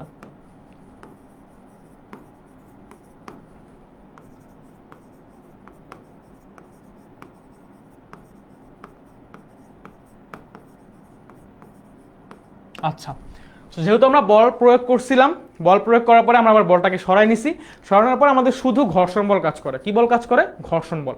তো এখন ঘর্ষণ বল যেটা ছিল আমাদের, সেটা ছিল কত নিউটন, সেটা ছিল হচ্ছে 2 নিউটন। কত নিউটন, 2 নিউটন। আর আমাদের বস্তুর ভর ছিল কত কেজি, 6 কেজি। সো আমরা যদি ঘর্ষণ বল এফ এইটার জন্য ত্বরণ বের করতে চাই, দেখো ঘর্ষণ বল কিন্তু গতির বিপরীত দিকে কাজ করে। তো সবসময় মনে রাখবো যে এই যে ঘর্ষণ বল, এই ঘর্ষণ বলের কারণে সবসময় মন্দন হয়। কি হয়, মন্দন হয়। ঘর্ষণ বলের কারণে সবসময় কি হয়, মন্দন হয়। সো আমরা এখানে মাইনাস এফ ইকুয়ালস হচ্ছে এম এ, এইটা লিখবো। মাইনাস কেন লিখছি, কারণ এটা গতির বিপরীত দিকে কাজ করে। তো এখান থেকে আমরা যদি এ বের করি তাহলে হচ্ছে minus f by m. So আমাদের এফ হচ্ছে 2, মানে -2/6, মানে হচ্ছে -1/3। তাহলে এখান থেকে আমাদের এ এর ভ্যালু আসে হচ্ছে -0.33 মিটার পার সেকেন্ড স্কয়ার। এই ত্বরণে হচ্ছে বস্তুটা চলবে যখন আমি বলটা সরাই নিব, শুধু ঘর্ষণ বল কাজ করবে, এবং এই ঘর্ষণ বলের জন্য বস্তুটা 0.33 মিটার পার সেকেন্ড স্কয়ার মন্দনে চলবে।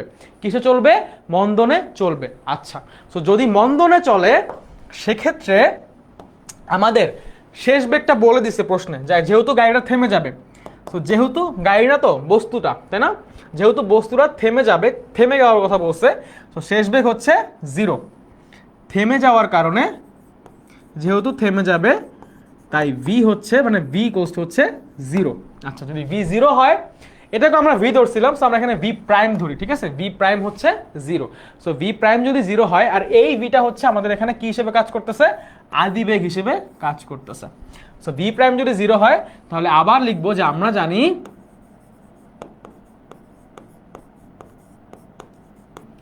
V prime square equals to হচ্ছে ভি স্কোয়ার প্লাস 2as। ভাই এখানে ভি কেন লিখলেন? কারণ এই ভিটা আমরা আদিবেগ হিসেবে ইউজ করতেছি। কি হিসেবে ইউজ করতেছি? আদিবেগ হিসেবে ইউজ করতেছি। সো আমরা v square equals to u square plus 2as formula পড়ছি না? সো ইউ তো কি আদিবেগ না? সো আদিবেগের জায়গায় আমরা হচ্ছে এখানে ভি লিখতেছি। আচ্ছা, এখন আমরা এখান থেকে বের করব হচ্ছে এস। কি বের করব? এস বের করব। কারণ আমাদেরকে বলছে যে কতটুকু দূরত্বে থেমে গেছিল, মানে কতটুকু আরো অতিক্রান্ত দূরত্ব, এটা হচ্ছে বের করতে বলছে। সো এটা যদি বের করতে চাই তাহলে 2as ইকুয়ালস টু হচ্ছে আমাদের ভি প্রাইম স্কোয়ার মাইনাস হচ্ছে ভি স্কোয়ার। সো এখান থেকে আমরা লিখব এস ইকুয়ালস টু হচ্ছে ভি প্রাইম হচ্ছে উপরে দিব, প্রাইম দিছি নিচে। সো ভি প্রাইমের square minus v square divided by 2a। So আমাদের ভি প্রাইম কত? থেমে গেছে 0। তো 0 স্কোয়ার করলে 0 মাইনাস ভি কত? ভি হচ্ছে আমাদের 10। তো 10-এর স্কোয়ার আমাদের 2, আর এ হচ্ছে 0.33 মাইনাস 0.33, তাই না? এ হচ্ছে আমাদের মাইনাস 0.33। আচ্ছা, সো যদি মাইনাস 0.33 আমরা গুণ করি, তাহলে এখান থেকে আমরা কত পাই? উপরে পাই হচ্ছে আমরা -100, আর নিচে পাবো হচ্ছে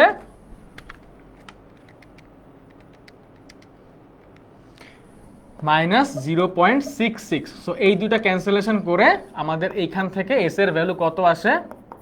এস এর ভ্যালু আসবে হচ্ছে 100 ডিভাইডেড বাই 0.66।